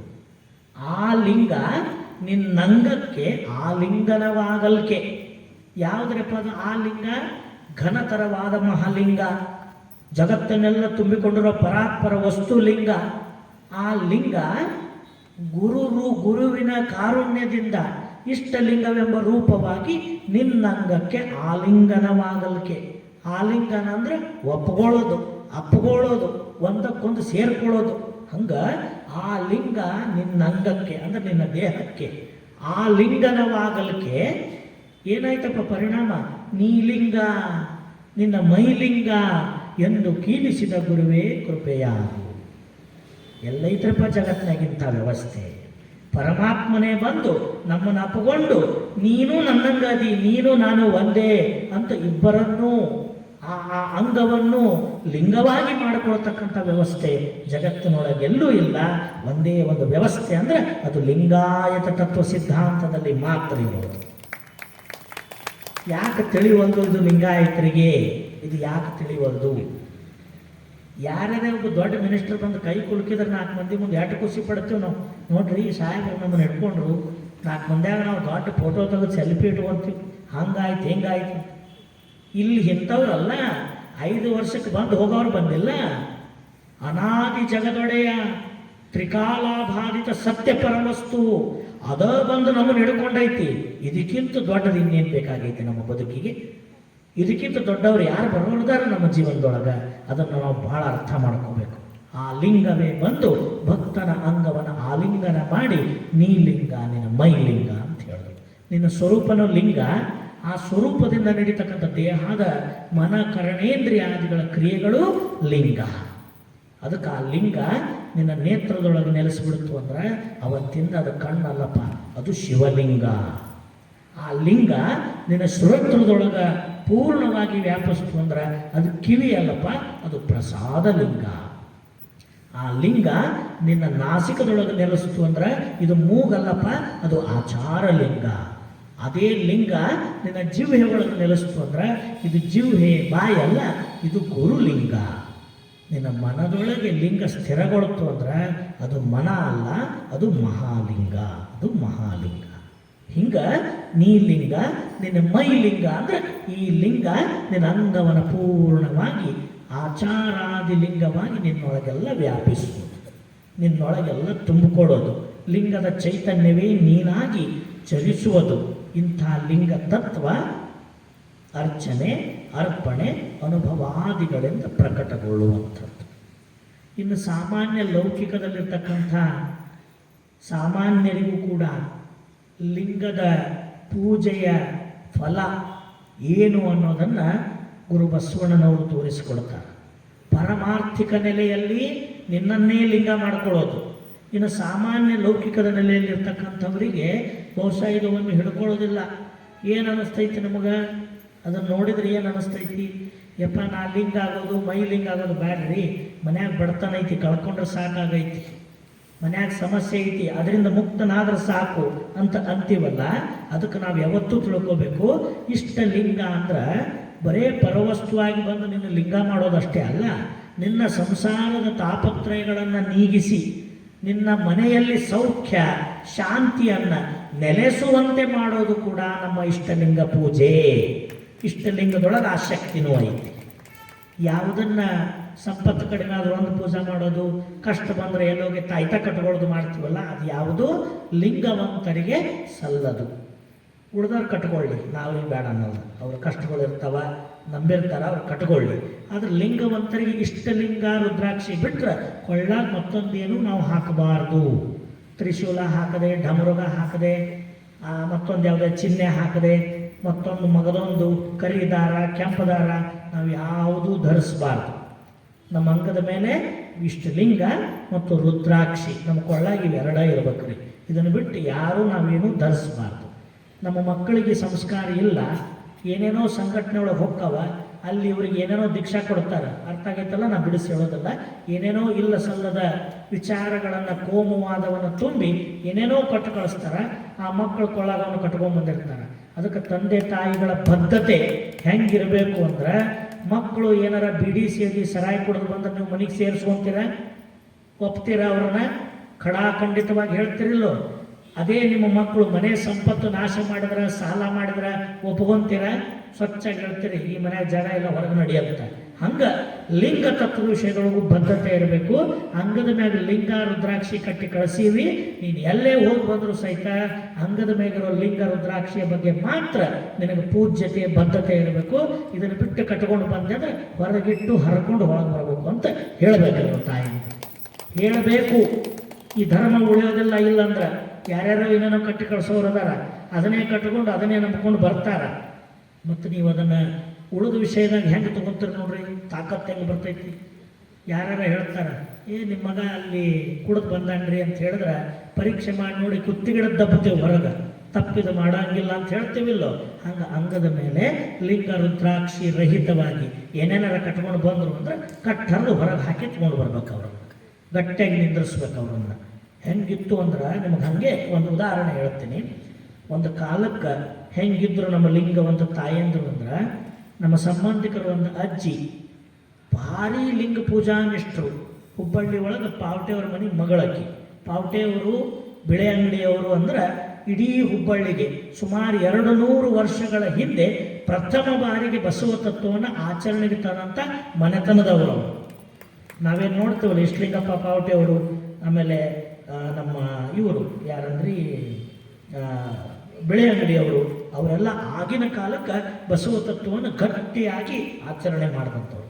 ಅಂಥವ್ರ ಮನೆ ಮಗಳು ಕೊಟ್ಟ ಮನೆ, ಗಂಡನ ಮನೆ ಒಳಗೆ ಅನ್ಯ ದೈವತಾರಾಧನೆ ಎಲ್ಲನೂ ಇತ್ತು. ಅವರು ಲಿಂಗವಂತರೇ, ಆದರೆ ಎಲ್ಲ ಮಾಡ್ತಿದ್ರು. ಅವ್ರ ಮನೆ ಆ ಊರೊಳಗೆ ಗ್ರಾಮ ದೇವತೆ ಗುಡಿ ಇತ್ತು. ಆ ಗುಡಿಗೆ ಆ ಯಪ್ಪ ಟ್ರಸ್ಟಿ ಇದ್ದ ಸಂದರ್ಭದೊಳಗೆ, ಮತ್ತು ಟ್ರಸ್ಟಿ ಅದಾರ ಅಂದ್ರೆ ಗುಡಿಗೆ ಹೋಗೋದು ಬರೋದು, ಅಲ್ಲಿ ಕುಕ್ಮ ಹಚ್ಕೊಂಡು ಬರೋದು, ಅಲ್ಲಿ ಹಣಕಾಯಿ ಮಾಡಿಸ್ಕೊಂಡು ಬರೋದು ಕಾಮನ್ ಅಲ್ಲ. ಆದ್ರೆ ಆ ತಾಯಿ ಎಷ್ಟು ಗಟ್ಟಿದ್ಲು ಅಂದ್ರೆ ಗಂಡಗೆ ಹೇಳ್ತಿದ್ಲು ಅಂತಕಿ ಏನಂತ, ನೀವು ಒಂದು ಆ ಟ್ರಸ್ಟ್ ಕಮಿಟಿ ಬಿಟ್ಟು ಹೊರಗೆ ಬರ್ರಿ, ಬರೋಕ್ಕಾಗಿಲ್ಲ ಅಂದ್ರೆ ಅಟ್ಟ ಹೊತ್ತು ಆ ನಿಮ್ಮ ದೇವಿಗೆ ಮಾಡಿದ ಹಣ್ಣು ಕಾಯಿ ಕುಕುಮ ಹೊರಗಿಟ್ಟು ನಮ್ಮ ಮನೆ ಒಳಗೆ ಬರ್ರಿ, ಆ ಹಣ್ಣು ಕಾಯಿ ನಮ್ಮ ಮನೆ ಒಳಗೆ ತರಬ್ಯಾಡ್ರಿ. ಯಾಕಂದ್ರೆ ಲಿಂಗವಂತರಿಗೆ ಅಂಗದ ಮೇಲೆ ಕಟ್ಕೊಂಡು ಲಿಂಗಕ್ಕೆ ನೈವೇದ್ಯ ಮಾಡಿದ ಪ್ರಸಾದ ಒಂದೇ ನಮ್ಮ ಮನೆಯಾಗಿರ್ಬೇಕು. ಅನ್ಯ ದೇವತೆಗಳ ಪ್ರಸಾದ ತಟ್ಟಿ ನಮ್ಮ ಮನೆ ಒಳಗೂ ಬರಬಾರ್ದು, ನಮ್ಮ ಮನೆ ಕೆಡಿಸ್ತೀರಿ ಅಂತಿದ್ಲಂತಾಗಿ. ಆ ಗಂಡ ಹೆದರಿ ಮನೆಗೆ ಬರ್ಬೇಕಾದ್ರೆ ಅಲ್ಲಿ ಕಾಯಿ ಹಣ್ಣು ಮಂದಿಗೆ ಹಂಚಿ ಹಣಿಮ್ಯಾಗ ಕುಕುಮ ಒರೆಸ್ಕೊಂಡು ಬರ್ತಿದ್ನಂತ್ರಿ ಒಳಗೆ. ತಾಯಿ ಅಂದ್ರೆ ಹಿಂಗೆ ತಯಾರಾಗ್ರಿ, ಹಿಂಗೆ ತಯಾರಾಗ್ರಿ. ನಮ್ಮ ಲಿಂಗವಂತ ಧರ್ಮ ಉಳಿಬೇಕು ಅಂದ್ರೆ ಹಿಂಗೆ ತಯಾರಾಗಬೇಕು. ಇಂಥ ಲಿಂಗನಿಷ್ಠೆ ಯಾಕೆ ಇದನ್ನು ಹೇಳೋದಂದ್ರೆ ಮತ್ತು ಕಥೆಯಲ್ಲ, ಸತ್ಯವಾಗಿ ನಡೆದದ್ದಿದು, ಸತ್ಯವಾಗಿ ನಡೆದದ್ದು. ಹಿಂಗಿರಬೇಕು ನಮ್ಮ ಲಿಂಗವಂತ ತಾಯಿಯಂದರು. ಹಾಗೆ ಈ ಲೌಕಿಕದ ನೆಲೆಯಲ್ಲಿಯೂ ಕೂಡ ಸುಖವನ್ನು, ಶಾಂತಿಯನ್ನು, ಸಂಪತ್ತನ್ನು, ಸಂಸಾರಿಕ ಸೌಖ್ಯವನ್ನು ನಮಗೆ ಕರುಣಿಸ್ತಕ್ಕಂಥದ್ದು, ಇಷ್ಟಾರ್ಥವನ್ನು ಕೊಡ್ತಕ್ಕಂಥ ನಮ್ಮ ಇಷ್ಟಲಿಂಗ. ಅದಕ್ಕೆ ಬಸವಣ್ಣವ್ರು ಹೇಳ್ತಾರೆ, ಸುಪ್ರಭಾತ ಸಮಯದಲ್ಲಿ ಅರ್ತಿಯಲ್ಲಿ ಲಿಂಗವ ನೆನೆದರೆ ತಪ್ಪುವವು ಅಪಮೃತ್ಯು ಕಾಲ ಕರ್ಮಂಗಳಯ್ಯ. ದೇವ ಪೂಜೆಯ ಮಾಟ ದುರಿತ ಬಂಧನದೋಟ ಶಂಭು ನಿಮ್ಮಯ ನೋಟ ಹೆರೆ ಹಿಂಗದ ಕಣ್ಣುಬೇಟ. ಸದಾ ಸನ್ನಿಹಿತನಾಗಿ ಶರಣೆನ್ನುವುದು ನಂಬುವುದು ಜಂಗಮಾರ್ಚನೆಯ ಮಾಟ. ಅದು ನಮ್ಮ ಕೂಡಲ ಸಂಗಮ ದೇವರ ಕೂಡುವ ಕೂಟ. ಇದು ನಮ್ಮ ಭಕ್ತರ ಬದುಕಿಗೆ ಇಷ್ಟಲಿಂಗದಿಂದ ಆಗುವ ಭರವಸೆ. ಇದು ಭರವಸೆಯ ವಚನ. ನಾವು ಯಾರು ಚಿಂತೆ ಮಾಡೋದು ಬೇಡ. ನಮ್ಮ ಮನೆಯೊಳಗೆ ಏನೇ ಕಷ್ಟಗಳಿರಲಿ, ಅವು ನಮ್ಮ ಕರ್ಮದಿಂದಲೇ ಬಂದಿರಲಿ, ಶಿವಾಜ್ಞೆಯಿಂದ ಬಂದದ್ದಾಗಿರಲಿ, ಪರೀಕ್ಷೆಯಿಂದ ಬಂದದ್ದಾಗಿರಲಿ, ಅದನ್ನು ಎದುರಿಸುವ, ನಿವಾರಿಸುವ ಧೀಮಂತಿಕೆ ನಮಗೆ ಯಾರು ಕೊಡ್ತಾರ ಅಂದ್ರೆ ಲಿಂಗ ತತ್ವ, ಇಷ್ಟಲಿಂಗ ಪೂಜೆ ಕೊಡ್ತೈತೆ ನಮಗೆಲ್ಲ. ಸುಪ್ರಭಾತ ಸಮಯದಲ್ಲಿ ಅರ್ತಿಯಲ್ಲಿ ಲಿಂಗವ ನೆನೆದರೆ, ಸುಪ್ರಭಾತ ಅಂದ್ರೆ ಬೆಳಗಿನ ಸಮಯ. ಆ ಬೆಳಗಿನ ಸಮಯ ನಮ್ಮ ಇಡೀ ದಿನದ ಚಟುವಟಿಕೆಯನ್ನು ಆರಂಭಿಸುವ ಸಮಯ. ಬೆಳಗ್ಗೆ ಹರಿತು ಅಂದ್ರೆ ನಮ್ಮ ಬದುಕು ಆರಂಭ ಆಗ್ತೈತಲ್ಲ, ಆ ಬದುಕಿನ ಆರಂಭವೇ ಲಿಂಗದ ನೆನಹಾಗಲಿ ಅಂತಾರೆ ಬಸವಣ್ಣವರು. ಬದುಕಿನ ಆರಂಭವೇ ಲಿಂಗದ ನೆನಹಾಗಲಿ, ಬದುಕಿನ ಆರಂಭವೇ ಇಷ್ಟಲಿಂಗ ಪೂಜೆಯಾಗಲಿ. ಆ ಪೂಜೆಯೊಂದಿಗೆ, ಲಿಂಗಯ್ಯನ ಧ್ಯಾನದೊಂದಿಗೆ, ಲಿಂಗ ನೆನಹಿನೊಂದಿಗೆ ನಾವು ನಮ್ಮ ದಿನವನ್ನು ಆರಂಭ ಮಾಡಬೇಕು. ಅದರ ಪರಿಣಾಮ ಏನಾಗ್ತೈತಂದ್ರೆ ತಪ್ಪುವವು ಅಪಮೃತ್ಯು ಕಾಲ ಕರ್ಮಂಗಳಯ್ಯ. ನಮ್ಮ ಬದುಕಿನೊಳಗೆ ಏನಾದರೂ ಆಯುಷ್ಯ ಪೂರ್ತಿಗೊಳಿಸದೆ ಆಗ್ತಕ್ಕಂಥ ಅನಾಹುತಗಳಿಂದ ದುರ್ಮರಣ ನಮ್ಮ ಬದುಕಿಗೆ ಸಂಭವಿಸೋದಿತ್ತಂದ್ರೆ ಅದಕ್ಕೆ ಅಪಮೃತ್ಯು ಅಂತ ಕರೀತಾರೆ. ಅಂಥ ಅಪಮೃತ್ಯುವನ್ನು ತಡೆದು ಪೂರ್ಣ ಆಯುಷ್ಯದಿಂದ ನಾವು ಬದುಕುವಂತೆ ಮಾಡೋದು ಯಾವುದು ಅಂದರೆ ಸುಪ್ರಭಾತ ಸಮಯದಲ್ಲಿ ಲಿಂಗದ ನೆನಪು, ಲಿಂಗದ ಪೂಜೆ. ಕಾಲ ಕರ್ಮಂಗಳಯ್ಯ. ಯಾವ ಈ ಬದುಕಿಗೆ ಕರ್ಮತ್ರಯಗಳ ಬಾಧೆ ಇದೆಯಲ್ಲ, ಹೆಂಗೆ ಬಸವಣ್ಣವ್ರು ಹೇಳ್ತಾರಲ್ಲ, ಅಂಜಿದರಾಗದು, ಅಳುಕಿದರಾಗದು, ವಜ್ರ ಪಂಜರದೊಳಗಿಟ್ಟರಾಗದು, ತಪ್ಪದುವೋ ನಿನ್ನ ಲಲಾಟಲಿಕ್ಕೆ ತಂತ. ಇವೆಲ್ಲಿಂದ ಬಂದಾವ? ನಮಗೆ ಕರ್ಮದಿಂದ ಬಂದಾವ. ಆ ಕರ್ಮಗಳು ನಾವು ಮಾಡಿದ್ದೇ ನಮಗೆ ಕಷ್ಟಗಳಾಗಿ ಕಾಡಾಕತ್ತವ, ತೊಂದರೆಯಾಗಿ ನಮ್ಮನ್ನು ಅನುಭವಿಸಕ್ಕೆ ಈಡು ಮಾಡ್ಯಾವ ಅಂತ ಎಲ್ಲ ಕರ್ಮತ್ರಯದ ತೊಂದರೆಯನ್ನು ನಿವಾರಿಸಿ ನಮ್ಮನ್ನು ಸುಖದಿಂದ ಬಾಳುವಂತೆ ಮಾಡೋದು ಯಾವುದು ಅಂದರೆ ಸುಪ್ರಭಾತ ಸಮಯದಲ್ಲಿ ಅರ್ತಿಯಲ್ಲಿ ಮಾಡಿದ ಲಿಂಗದ ಪೂಜೆ, ಲಿಂಗದ ನೆನಪು. ಮುಂದವರು ಹೇಳ್ತಾರ, ತಪ್ಪುವವು ಅಪಮೃತ್ಯು ಕಾಲ ಕರ್ಮಂಗಳಯ್ಯ. ದೇವ ಪೂಜೆಯ ಮಾಟ ದುರಿತ ಬಂಧನ ದೋಟ. ಆ ದೇವ ಪೂಜೆ ಅಂದರೆ ಇಷ್ಟಲಿಂಗ ಪೂಜೆಯ ಕ್ರಿಯೆ. ಅದು ಎದಕ್ಕೆ ದಾರಿ ಮಾಡಿಕೊಡ್ತೈತಂದ್ರೆ ನಮ್ಮ ಬದುಕಿನಲ್ಲಿ ಬಂದಿರುವ ಎಲ್ಲ ಸಂಕಷ್ಟಗಳವಲ್ಲ, ಅವಕ್ಕೆ ದುರಿತಗಳು, ಕಷ್ಟಗಳು ಅಂತಾರೆ. ಆ ದುರಿತಗಳೇ ನಮ್ಮನ್ನು ಚಿಂತೆ ಒಳಗೆ ಬಂಧಿಸಿ ಬಿಟ್ಟಿರ್ತಾವೆ. ಹೆಂಗೆ ಬಂಧಿಸಿರ್ತಾವು? ಮನೆ ಒಳಗೆ ಒಂದು ಏನಾರ ತೊಂದರೆ ಬಂತು ಅಂದ್ರೆ ಅದನ್ನು ಪಾರಾಗೋ ತನಕ ನಮ್ಮ ತಲೆ ಒಳಗೆ ಬರೀ ಅದೇ ಇರ್ತೈತಿ.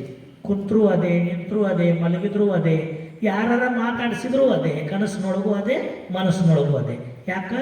ಅದರ ಬಾಧೆ ನಮ್ಮನ್ನು ಬಂಧನಕ್ಕೀಡು ಮಾಡಿರ್ತೈತಿ. ಅದನ್ನು ಬಿಟ್ಟು ವಿಚಾರ ಮಾಡೋಕೆ ಆಗ್ತಿರೋದಿಲ್ಲ. ಅಂಥ ಸಂದರ್ಭದಲ್ಲಿ ಸದಾ ಸಂಕಟ ಪಡ್ತಾ ಇರತಕ್ಕಂಥ ಈ ಜೀವಾತ್ಮನಿಗೆ ದುರಿತ ಬಂಧನದಿಂದ ಮುಕ್ತಿಯನ್ನು ಕೊಟ್ಟು ದುರಿತಗಳನ್ನೆಲ್ಲ ನಿವಾರಣೆ ಮಾಡ್ತಕ್ಕಂಥದ್ದು ಯಾವುದು ಅಂದರೆ ಭಕ್ತ ಮಾಡ್ತಕ್ಕಂಥ ಇಷ್ಟಲಿಂಗದ ಪೂಜೆ. ಇದುವೇ ಜಂಗಮಾರ್ಚನೆಯ ಮಾಟ, ನಮ್ಮ ಕೂಡಲ ಸಂಗಮ ದೇವರ ಕೂಡುವ ಕೂಟ. ಒಬ್ಬ ಭಕ್ತನನ್ನ ಲೌಕಿಕ ಮತ್ತು ಪರಮಾರ್ಥವೆಂಬ ಅವನ ಬದುಕಿನ ಎರಡೂ ನೆಲೆಗಳಲ್ಲೂ